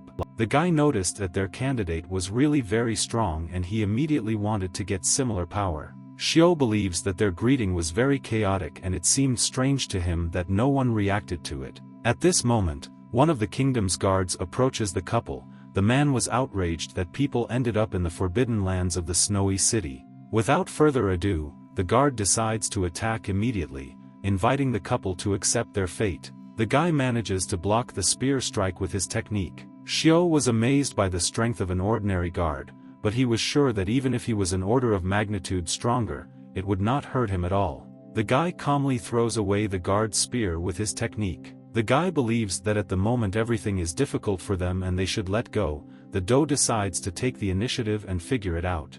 The girl declares that she expects the appearance of a celestial being, when divine judgment will descend from heaven and inflict justice. Xiao immediately takes the girl away, accusing her of disobedience. The doe was at a loss why the guy stopped her and they are now running away. Xiao recalls that he said to retreat and not interfere in the course of events. The doe explained her actions by imitating the man on TV. Xiao demands that the girl better start reading books. Xiao decides to look at the whole situation from the perspective of an ordinary person and therefore they will only have to gradually approach the true goal. The doe understood this as a plot from the series and assumed that they would have to move up the social ladder all this time and finally achieve their goal. Xiao quickly rushes away from the kingdom. The guy adds that upon his return he will buy 8 boxes of walnuts for Lan's brains. At the top of one of the mountains a small castle could be seen. The castle sparkled with a golden glow, which greatly attracted travelers. In the castle there was the shell of an unknown girl shrouded in chains. The girl opened her eyes slightly. Xiao collected information for a long time and finally managed to find out something. Xiao realized that their main target was the Holy Maiden, who was the first person of religion in society.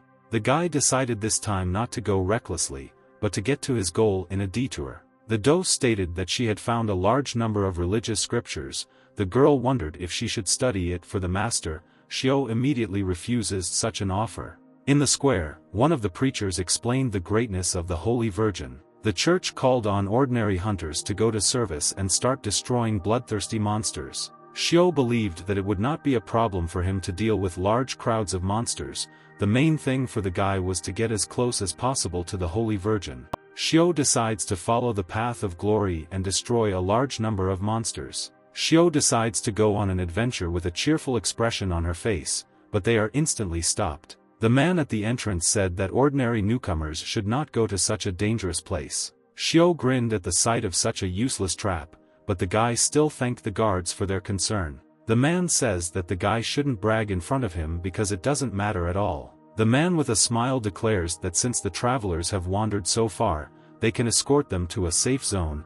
Xiao tries to explain that they do not take him for who he is. The doe noticed that they were not getting dialogue, offering to show the guards her true strength. One of his subordinates notices how suddenly the weather changed to cloudy with bright lightning. Xiao explains that one of the sinister demons has shown up. In the depths of the forest, blood-red eyes of various evil spirits appeared. A huge snake suddenly jumps out of the forest and attacks the guards. One of the guards immediately tries to use a magical barrier. The guard wonders if they are planning to use the last teleportation scroll. The group leader repeats that this is their only chance to survive. The leader throws the scroll to Xiao, wanting to save the couple. A vortex of unknown origin appeared in the dark forest area. The leader with a grin asks to use a pair and leave the battlefield of the newcomers. The leader asks Xiao to tell everyone about their heroic deed before their demise. Xiao decides to use her lightning ability. Monies enveloped all the monsters surrounding the group of guards. Xiao explained with a grin that the group was in a hurry to give such expensive gifts, because it would be difficult to pay for them later. Xiao throws the scroll to the group, returning it. The entire group of guards is suddenly pulled in and moved from the battlefield to a safe zone. Xiao decides to clear the path to the boss in the future. The doe planned to follow the master. Lan and Xiao slowly began to make their way through the forest, silent with a large number of evil spirits. Xiao noted that they managed to get to the place they needed. The doe assumes that it is the person opposite them who is the real celestial being. Xiao finds this strange and asks Lan to remove the curtain, because the guy couldn't see anything. The doe immediately decides to carry out the order. The doe carefully removes the girl's robe, revealing her face. The silhouette of a pretty girl with violet eyes appears in front of Xiao. The doe puts a spear to the throat of an unknown girl. Xiao wonders what kind of girl is standing in front of them at the moment. The guy notices that a huge crack appears above his head, suggesting that this world is about to collapse and nothing will help them. Su added that the evil spirit is the ideal catalyst for stimulating the appearance and expansion of cracks. The girl states that since the guy already knows who she really is, then why is the guy still next to her? Xiao, stretching her hands, declares that even if she decides to run away, she will still take the girl with her. The guy extends his hand towards the defenseless girl. The girl was amazed at such impudence. The girl demands that the guy not approach her. A huge earthen monster appears behind the guy. The doe splits the monster in half without any effort. The doe noticed that it was a demonic monster and there were more and more of them every time.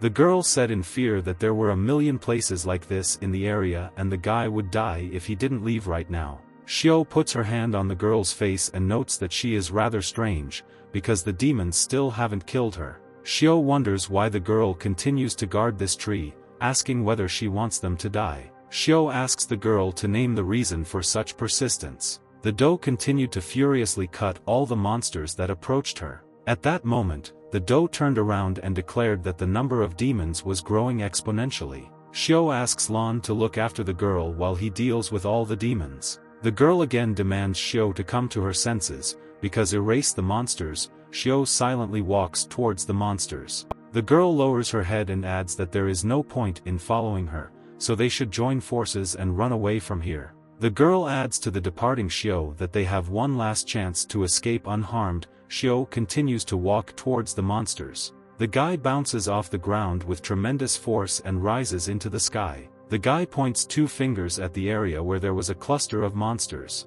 The guy quickly begins to defeat all the hundreds of thousands of monsters surrounding him. All the monsters quickly began to become covered in ash. The girl could not believe what she saw, because Xiao managed to protect herself from such a large number of monsters. Xiao slowly walks back to the girl and reminds her that she said it might be late. Xiao places his foot on one of the monsters, declaring that he is done with it. The girl sits on her knees and begins to pray. The tree in the middle began to shine with a white glow. The doe noticed that the clouds in this area began to dissipate. The girl was no less amazed that they managed to do this. The girl said with a grin that she didn't say she wouldn't run away as soon as she could. The girl suddenly runs away. Xiao demands that the girl stop. At this point, the girl mocks that Xiao is unable to keep track of her. The girl crashes into an invisible wall and loses consciousness. Xiao, leaning over the girl, adds that it was not in vain that he erected a dome over this person. The girl continues to lie unconscious. A crowd of angry residents ran in search of the witch. The girl struggles to escape from the villagers.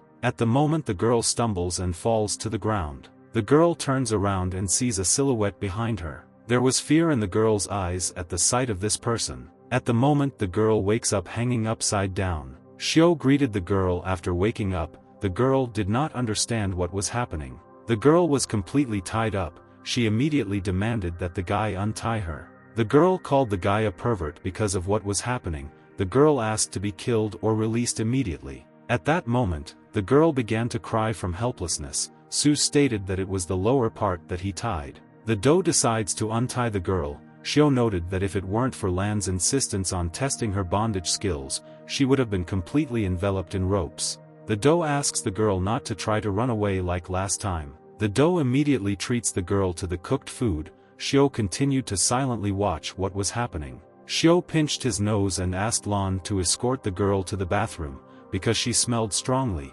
The doe obediently agreed with the Lord of the Celestials. The girl was upset by Xiao's disrespect, but Lan immediately picked the girl up and headed to the bath. Xiao, being in the living room, noticed that in fact the world was not as simple as it seems at first glance. Xiao was also surprised to see the rift, even though the guy didn't spend much time on it. At this moment, Lan was helping the girl take a shower. Lan wipes the girl's head and tells Mr. Xiao that they are finished. The girl lies down on the ground and declares that after the last dinner and bath, she is ready to accept her fate with a calm soul. Lan and Xiao could not understand what the girl was talking about. Xiao sits down on a chair nearby and explains that the girl is mistaken because they did not plan to kill her. Lan picks up the girl and places her on a chair next to Xiao. Xiao notes that he is sure that the girl is not an EOM, and also that she has good intentions with the faults. After listening to everything that Xiao said, the girl came to the conclusion that the guy wanted to make her his dog. The guy said with a grin that in fact he wanted this, but not in such a rude manner as the girl said. The girl slowly approaches the exit and adds that everything is fine, because she was glad to help. After which the girl runs out into the street with great speed. The girl once again crashes into the barrier. Xiao grabs her head and hopes that when the girl wakes up, she will not dare to perform it again. After a short time, Xiao is over the cliff. In his arms was the same girl. Xiao noted that he would destroy all the demons, but the girl must help him and close all the cracks. Xiao adds that he believes in the girl and asks to look after her while he deals with all the demons. The girl feels a strange feeling in her body, which makes her feel dizzy. Xiao begins to destroy the crowds of demons on his way. A huge pillar of light energy appears in the sky. A strange girl appears in front of S. Having also destroyed the demons, Xiao turned to her indignantly. The girl continued to close the rifts at this moment. The unknown knight turned around and looked at Xiao. The guy assumed it was a girl. Xiao looks at the knight with a grin and declares that he will make a lot of effort to meet her. The guy starts to go on the attack. Xiao wanted the girl to show her true power. Xiao uses her techniques in an attempt to land a powerful blow. Xiao looks around and realizes that the girl has suddenly disappeared. Lan decides to call Xiao to help her.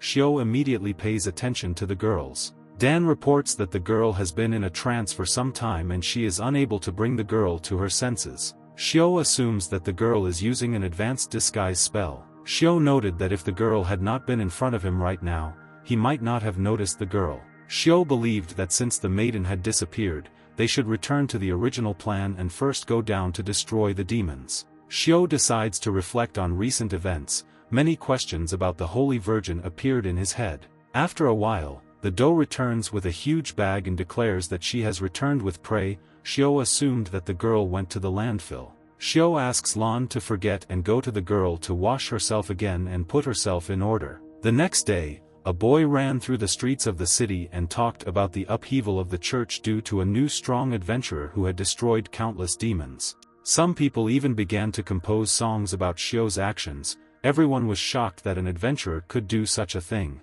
Xiao at that moment was in the church in new bulky armor. Everyone wanted to look at the strongest adventurer. Everyone thanked the adventurer for his great contribution to the security of the empire. Su only added that the greater the power, the greater the responsibility. One of the men provides a small settlement in the northern part of the empire, where the guy can do whatever he wants from now on. Xiao, heading to the corridor, noted that he was unpleasant that the award ceremony was made in the form of a trial. After all the elders asked many different slippery questions that Xiao had to answer. One of the men said with a smile that peace would prevail in their world only if the demons were completely exterminated. Xiao, approaching the carriage, noticed that everything that was happening was reminiscent of brainwashing. Xiao did not understand why the church began to distort many facts. The guy didn't understand what the church girl had done so terrible that they wanted to kill her despite the girl's good intentions. The girl didn't know what to answer the guy. The guy spreads his arms on the chair and asks the girl to forget because it had little to do with him. Xiao asks Lan how long it will take them to get to the new settlement. The doe explains that judging by the map and the speed of the horses, the journey to their estate will take about 4 or 5 days. Xiao was outraged that they would have to travel for so long. The doe believed that they would still be much faster on a cart than on foot. Xiao calls the girl Snow White and invites her to talk while they are driving. Xiao asks the girl to tell her about the rift barrier and other details of what Snow White was previously doing. The girl explains that Sai is not the first person to be interested in this and she has no choice but to answer all the guy's questions, because her life is now in Sai's hands. The girl explains that she is not a demon, but rather a believing victim with no way back and no place to return to. Xiao asks if there are other magicians like girls. Su also notes that it is precisely because the girl feels the cracks and must always close them that the girl was perceived as a demon. Xiao was also confused as to why the Holy Maiden attacked the girl. Xiao noticed that the girl never introduced herself and therefore he would call the girl Snow White. The girl begins to explain that she is not Snow White, but she has a name. The girl looks down and adds that she doesn't actually have a name. Xiao explains that since the girl does not have a name, she will be Snow White. The girl declares that she does not like this name. Holding the back of his head, Xiao believed that there were quite a lot of problems with women. Xiao decides to offer the girl the name of Alice from a fairy tale. The girl repeats her name again. The doe notices that the girl liked her new name. Xiao still didn't understand why Alice and the maiden were doing the same things, but the maiden tried to kill Alice. The carriage continued to travel further to Xiao's new estate. The guy assumed that he would get all the answers over time. Arriving at the place, the guy saw amazing beauty and a huge estate surrounded by 4 main families located in the town. At the entrance, one of the men immediately greeted the new lord. The man offers to wait a few years and Kit's lands will go to him instead of this estate. Xiao noted that he was not at all interested in workarounds. Xiao added that most of the city's money was plundered by demons. The guy planned to return it back. Xiao begins the first mission and begins to gradually destroy everyone in the demonic circle. The next mission was to expand the infrastructure. The guy noted that even if there is a shortage of labor, they will find a way out. All the families gathered in the restaurant and decided to prevent the new lord from ruling this settlement as soon as possible. Having mixed poison into the food, Xiao tasted everything and did not react at all. The guy thanked all the families for their hospitality. The guy silently heads towards the exit and stops in the moment, remembering that he had something for all families. The guy undresses all the heads of the families and noted that having killed all the demons in the circle, he did not find a hint of treasure, but the guy found traces leading to the families.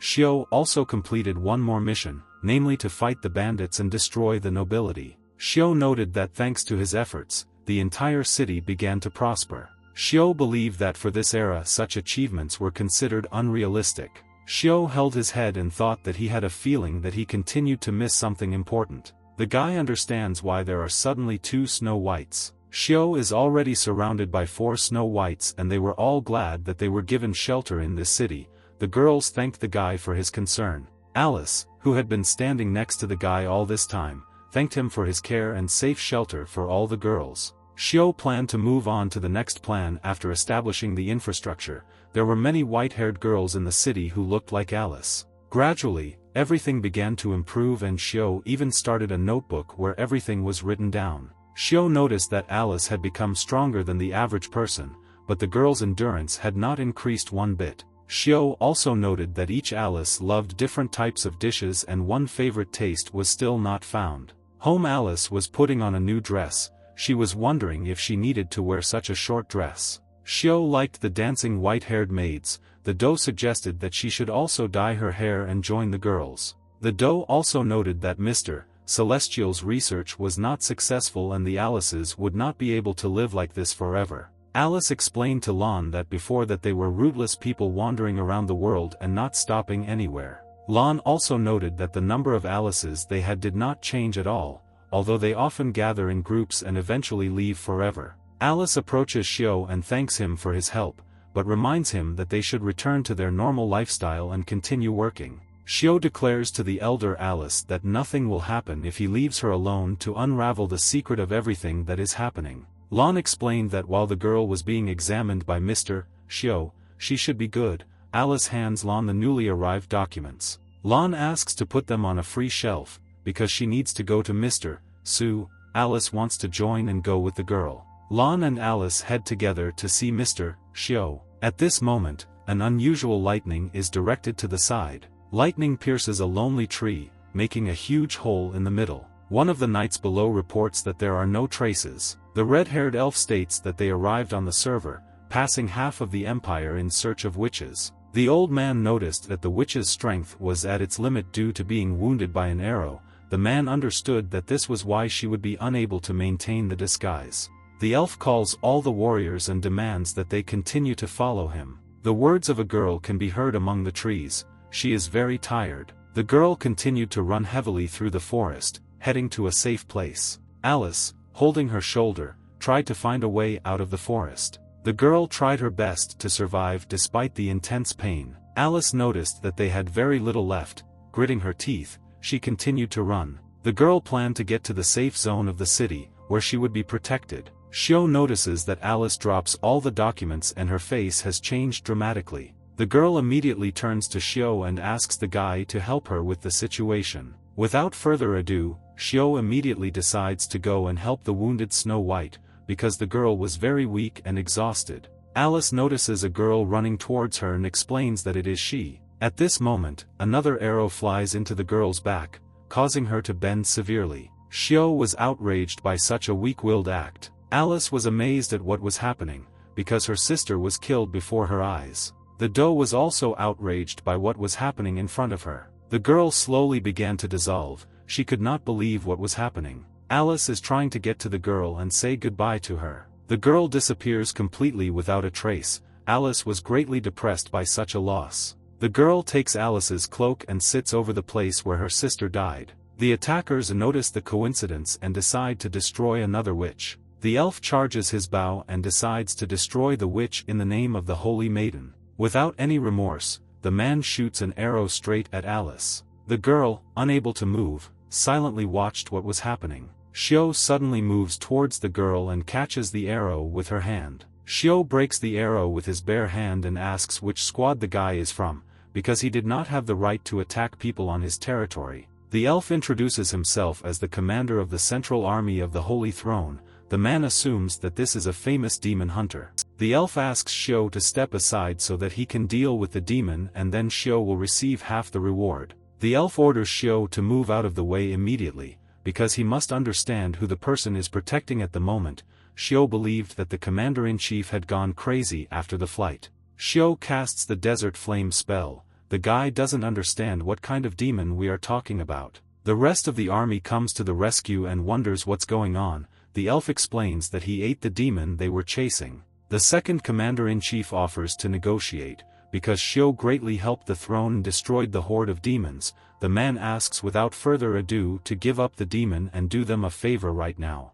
The man notices that the world is collapsing because of these demons and Xiu still has a chance to come to her senses and give them the demon. Xiu asks with a grin whether the great maiden gave the order to destroy all Alices. The girl asks not to help her, because the guy is starting to have problems with the church. The girl explains that this is their destiny. Alice believes that she will continue to lose her sisters. Alice understands that there will never be a place of her own on this earth. The girl was grateful to Xiu for the opportunity to temporarily live in peace. The girl begins to walk towards where Xiu's magical fire was located. The doe extends his hand to Alice. The doe takes the girl's hand and silently nods to her. The elf begins to be indignant that Xiu never betrayed the demon. The second commander-in-chief states that harboring a demon is a sin. Xiu asks not to make him laugh with such loud statements. The elf was amazed at such impudence. Xiu repeats with fire in her eyes that they have no demons among the townspeople. The guy goes to the army with the words "this is his land" and demands that they leave it immediately. Xiu adds that the church's army crossed the wrong path. Alice was amazed at Xiu's courage in protecting the girl. Xiu asks the girls to leave immediately while he deals with the church army. The elf, pointing his finger, demands everyone to attack the guy. The man reminded that the hunter carried hundreds of demons. The elf demands that the army show all the greatness of the elite unit. A real war broke out on the battlefield. There were many explosions and pogroms. Xiu states that she doesn't feel anything and that this is the complete opposite of Lan's powers. Xiu adds that he will punish all true sinners. The army could not understand where the guy had such strength. At that moment there is a huge explosion. The elf and the commander-in-chief survived and noticed Xiu's enormous strength. Xiu explains with folded hands that it doesn't matter to him what they will call him and asks the elf to be a good boy and follow him. All residents noticed that before Lord Xiu arrived, the village of Alail was a dull and neglected place. Large, strong ones were built in place of dilapidated houses. Now people were not forced to move or live on the street. Once again, the construction barns were completely filled with grain and everyone had food in stock. New transactions began to be constantly carried out in the district and new traders began to arrive. A few days later, the merchant was at a loss as to why the girls were collecting his products. Alice explained this by saying that they needed to do this by order of the Lord. One of Alice offers the elderly lady the use of a chair for comfort. Alice noticed that life in the area was in full swing and she did not understand how soon it could end. The elderly man calls Alice, suggesting that she is the one who always follows the Lord. The man asks if everything is okay with the Lord because he has not appeared in public for several days. The girl states that the Lord has been working hard for the past few days. The man laughs and makes sure that the Lord is always working hard, for the good of the district. The man also notices that, most importantly, Alice works hard, which is why the man gives her candy. The man notices several other Alices taking the barrel. The man immediately hurried there. There were a large number of people on the island square, and they were all happy. The little girl handed the cake to the main Alice and asked her to help herself to dessert. The girl could not get enough of all the gifts provided by the Lord. At this moment, the ambassador runs through the gate. The man, confused, declares that they are in trouble and the church is about to be attacked in the area. The man points his finger at Alice and declares that there is also a demon among people, which is why the church is going on. Some people couldn't believe what they heard. The second half suggested such an outcome. But in the end, all the people agreed and believed that all the troubles were because of Alice. The girl remembers how she was always called a monster. All the Alices begin to realize that there really is no place in the world for them. Another Alice said that they were lucky to be in a wonderful place for such a short time.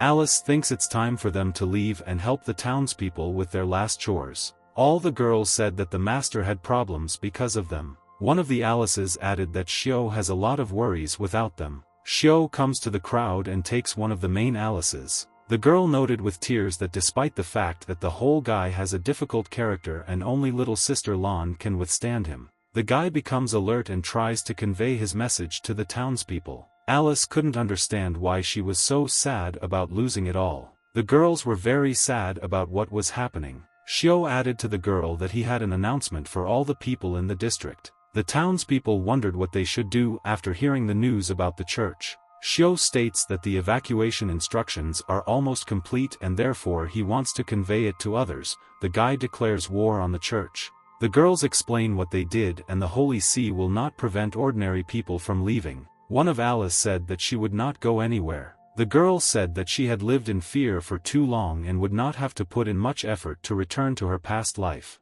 The girl explains that after the procedure, all the warm feelings of a quiet life, she cannot continue to wander around the world. Main Alice that since Xiao made them pets, he is responsible to the end. Xiao states this is not true. Alice was shocked by this answer. Explain to Xiao that the girls will have to defend themselves, while he needs to move on with his business. The girl couldn't believe that the guy was leaving them at such a difficult moment.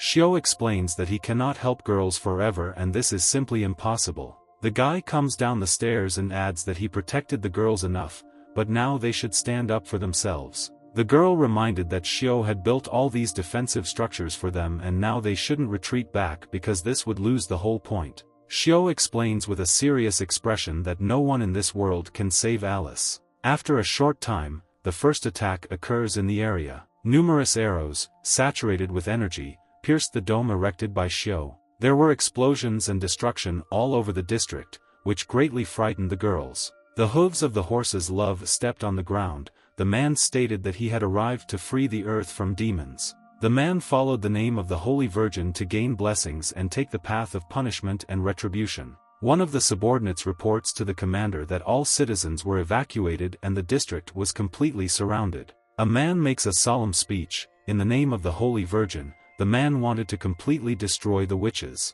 The man demands that Xiao not resist and then he will grant him an easy death. All the Alices are in the city. They could not understand what to do with all this. Main Alice believed that they needed to protect the city at any cost. The girl said that they had been hiding for too long, and this time they could not retreat even without Xiao. All Alices begin to support the dome with their strength. The church army is numerously trying to attack the dome, producing small explosions. Alice demanded that others not sacrifice themselves and change, because they are now different people. Xiao, being at a sufficient distance, watched what was happening from the forest. Xiao emphasizes that the girls will be able to hold out for a while. The Dou emphasized that the church is a well-trained army and will have a hard time protesting. Xiao stated that he is confident in his structures that will ensure the protection of the city because he maintains contact with them. Xiao asks the girl not to forget about their main mission, why they came to this world. Fierce fighting continued in the district. Xiao makes sure that all the elite troops were in the area. Lan suggests that this was Xiao's plan originally. Xiao, heading to the city, reminds that Alice did not have a single chance to survive. Xiao and Lan quickly approached the structure at the top of the mountain. Xiao opens the doors in front of her and enters the hall. In the center of the source hall is a small sphere suspended by a large number of chains. The guy slowly walked towards the center of the hall. The Dou is interested in why the guy stopped. I assume that something is wrong here. Xiao notes that he actually noticed something. The guy explains that the shackles on the sphere appear only when a person is in danger. Xiao casts dispel spells with one wave of her hand. All the shackles begin to fall apart into small pieces. The Dou was glad that they finally managed to do this. The girl noticed that all they had to do was wake up Alice. The guy noticed that it would be completely uncomplicated and the girl had only one instinct left. The guy realized that this conclusion did no harm in any way. The Dou begins to think up unnecessary obscenities. Xiao states that I don't know what the girl was thinking, but that's what he meant. The guy was sure that this shell would not survive the disaster. The Dou begins to understand who the woman who was not seen outside is. Xiao nods approvingly at the girl. The Dou begins to look around the hall. At this moment another girl enters the hall. The girl wears an iron helmet on her head, covering her eyes. Xiao assumes that the girl has been following them since the outer layer of protection was broken. The Dou did not understand why the girl had an evil spirit. Xiao stated that it did not matter to him what the girl wanted to do, he only demanded that Lan protect the shell of the Holy Virgin. Xiao decides to start by introducing himself as a heavenly disaster for the girl. Xiao without further ado begins an attack towards the girl. The castle began to shine sharply from such a flash of energy. The girl managed to dodge and use her spells against Xiao's spirit. The spirit of the ancient suddenly attacks, trying to attack the girl again. The girl calmly dodges each blow, but Xiao continues to control the ancient and attack numerous times.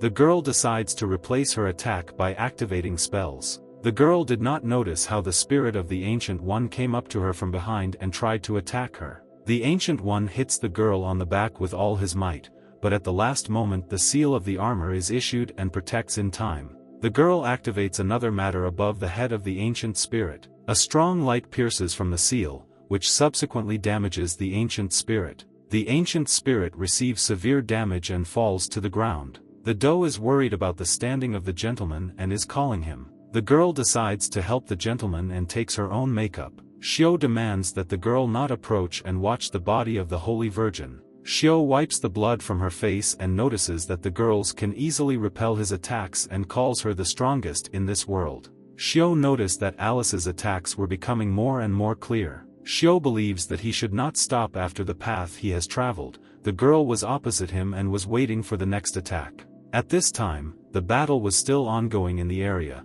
The Knights of the Church continued numerous strikes on the dome. The commander once again shows the magicians to attack the heights. At some point, the height breaks through and a bird flies out, which Alice notices. Alice begins to pray and call upon Xiao. An explosion of enormous power occurs in the area. The commander noted that the outer layer had already been destroyed and that the attack should continue. The entire city was a development of fire, making it increasingly impossible to be in it. Alice realized that their home was no longer there and they would have to run away again. Alice didn't understand why everything was happening this way and what they were doing wrong in this life. The girl was interested in the reason for their appearance in this world. The Lord's castle also caught fire, which Alice notices. All the knights decide to bring the remaining Alices into the Lord's castle, awaiting further orders. Home Alice falls to the ground without strength. The girls lift Alice up. The knights add that they should not even think about escaping from the Holy See.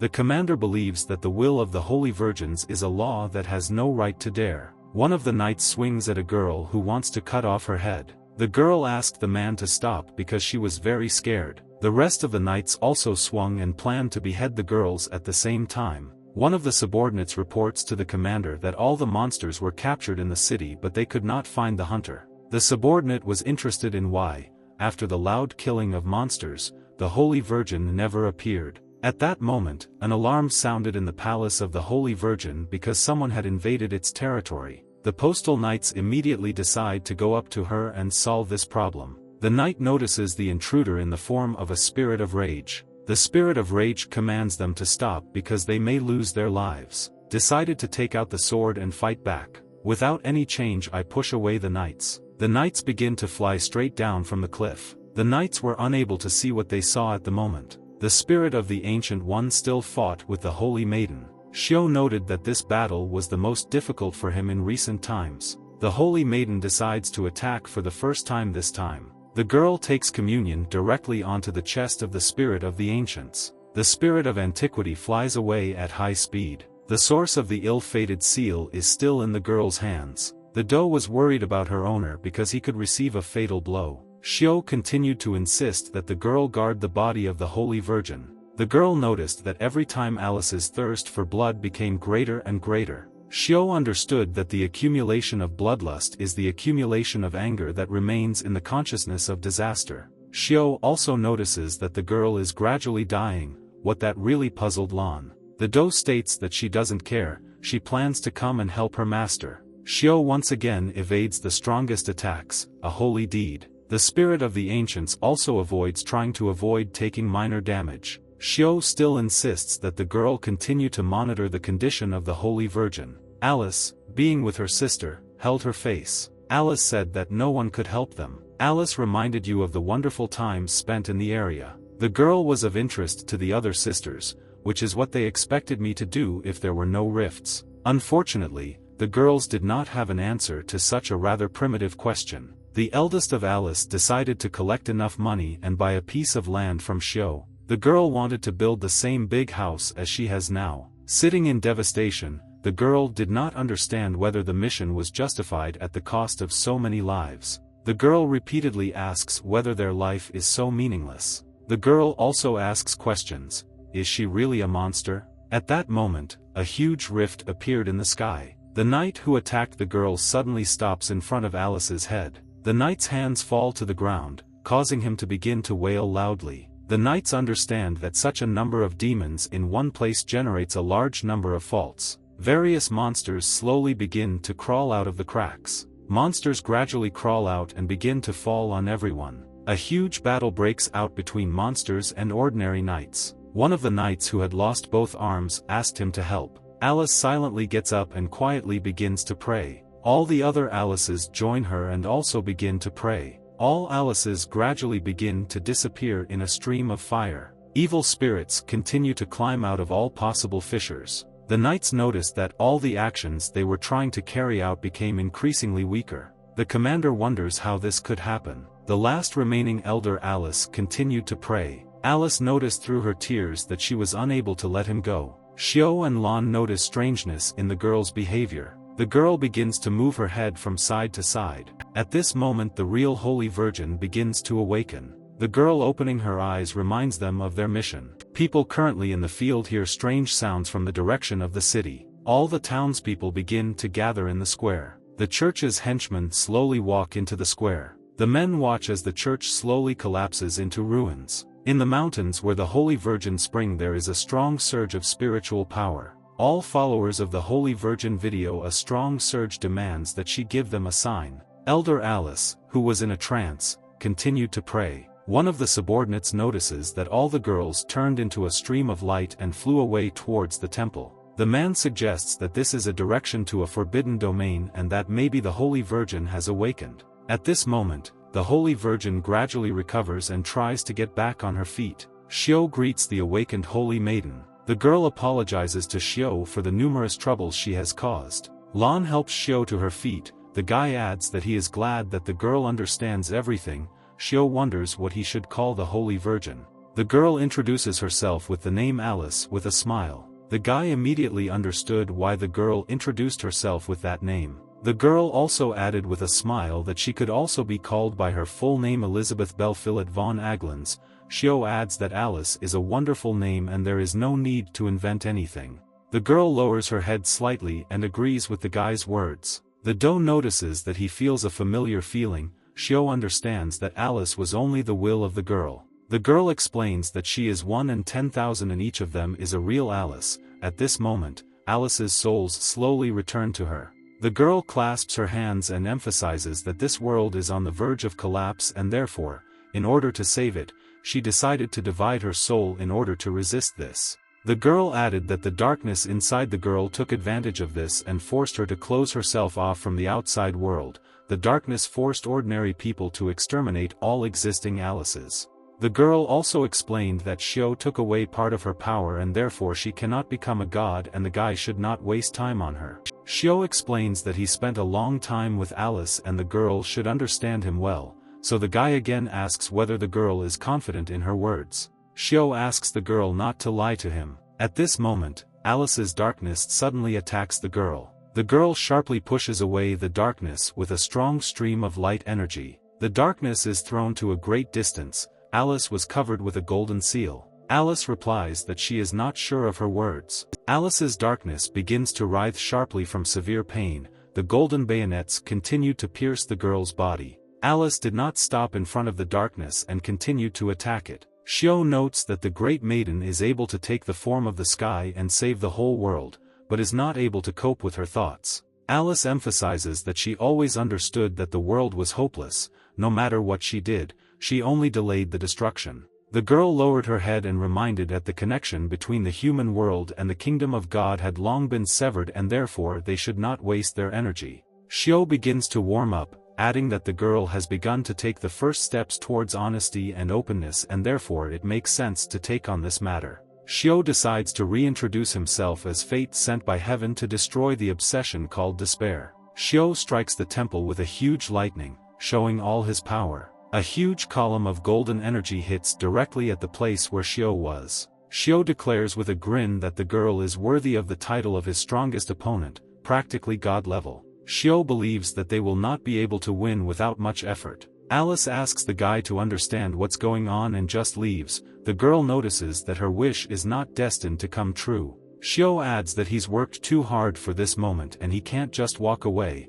The spirit of the ancient swings with enormous force. The Ancient One casts a spell hitting the girl's shield. Lan believes that Xiao should do this today. All this time, Alice believed that a holy blonde angel, who ennobles the spiritual nature with his fire, leads to divinity. Streams of lightning and golden energy clashed with each other. Alice believes that if the guy had not appeared in front of her at that moment, and the world had not responded, then it would have seemed like a joke to her. Xiao asks the Kopek piece to think about the painting style a little later. The spirit of the Ancient One kicks the girl in the body with its massive leg. A huge explosion occurs in the area of impact and the girl is thrown a considerable distance. Xiao asks the girl to stop resisting for the sake of herself and God as well. Xiao asked the girl to stop resisting, at least for the sake of this world. Several adventurers passing below notice a fantastic battle in the air. Alice stated that even though they discussed a lot of things, her will would in no way change. Alice casts her spells.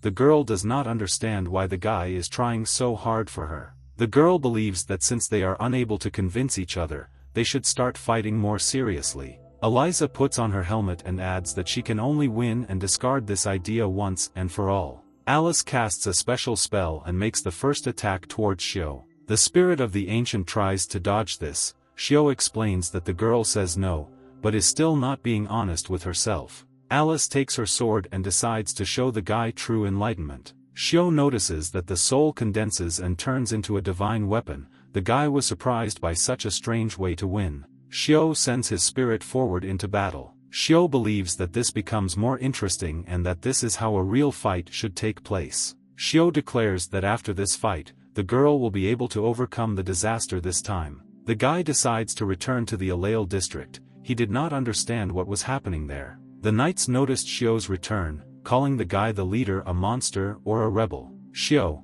scratching the back of his head, wondered how long he had not been here and why only middle-aged people remained. At that moment, 1,000 arrows were sent towards the guy. The guy emphasized that Alice was still very far from him. Alice didn't understand why a guy in such an important situation uttered boring words so easily. Xiao believes that the girl greatly underestimates him, because the guy was not afraid of the large army. Xiao added with a grin that he would be the one to drive the girl into a corner and ultimately defeat her. Xiao uses her ability and pierces everything around with thousands of lightning bolts. People on the battlefield could not understand what was happening and why the thunder began to hit their city. The girl's helmet begins to crack slightly and she directs her spells directly at the guy. The girl fills all the fields with seals with spells and directs everything towards the guy. The girl's helmet continued to crack and one of the girl's eyes became visible to the others. Alice didn't understand how the guy dared to involve ordinary people in their affairs.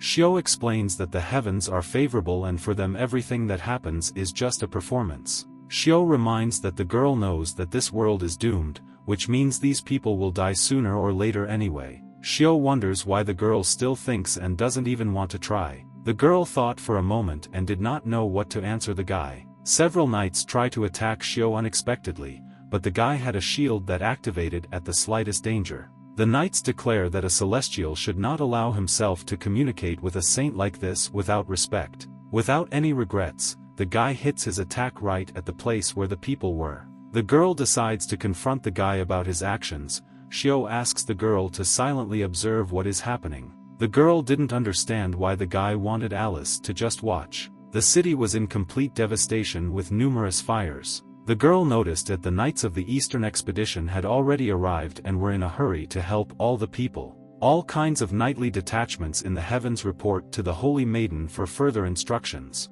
People from the church began to build a field for the upcoming battle of the Holy Virgin. The Holy Maiden orders the remaining troops to leave Alale district. The commander did not understand why the girl decided this way. The girl states that this is not a fight they should get involved in. Alice asks everyone to leave. Having disobeyed the girl, people begin to attack Xiao with all guns. Everything the people had was applied to Xiao, but nothing could penetrate his divine shield. Alice demands that everyone stop the attack. The commander declares that as long as Eliza fights, they will not dare to turn around and leave. The man declared that it was a great honor for them to fight with Her Majesty against the strongest celestial being. The man asks the saint to allow him to continue fighting with her on the same side. Xiao noted that people were ready to fight in the face of a powerful enemy and were not at all afraid to die. Xiao asks the girl to try again and do it precisely for the sake of people, clarifying that at first it will hurt a little. The guy recasts the spell, striking the kingdom with thunder and lightning.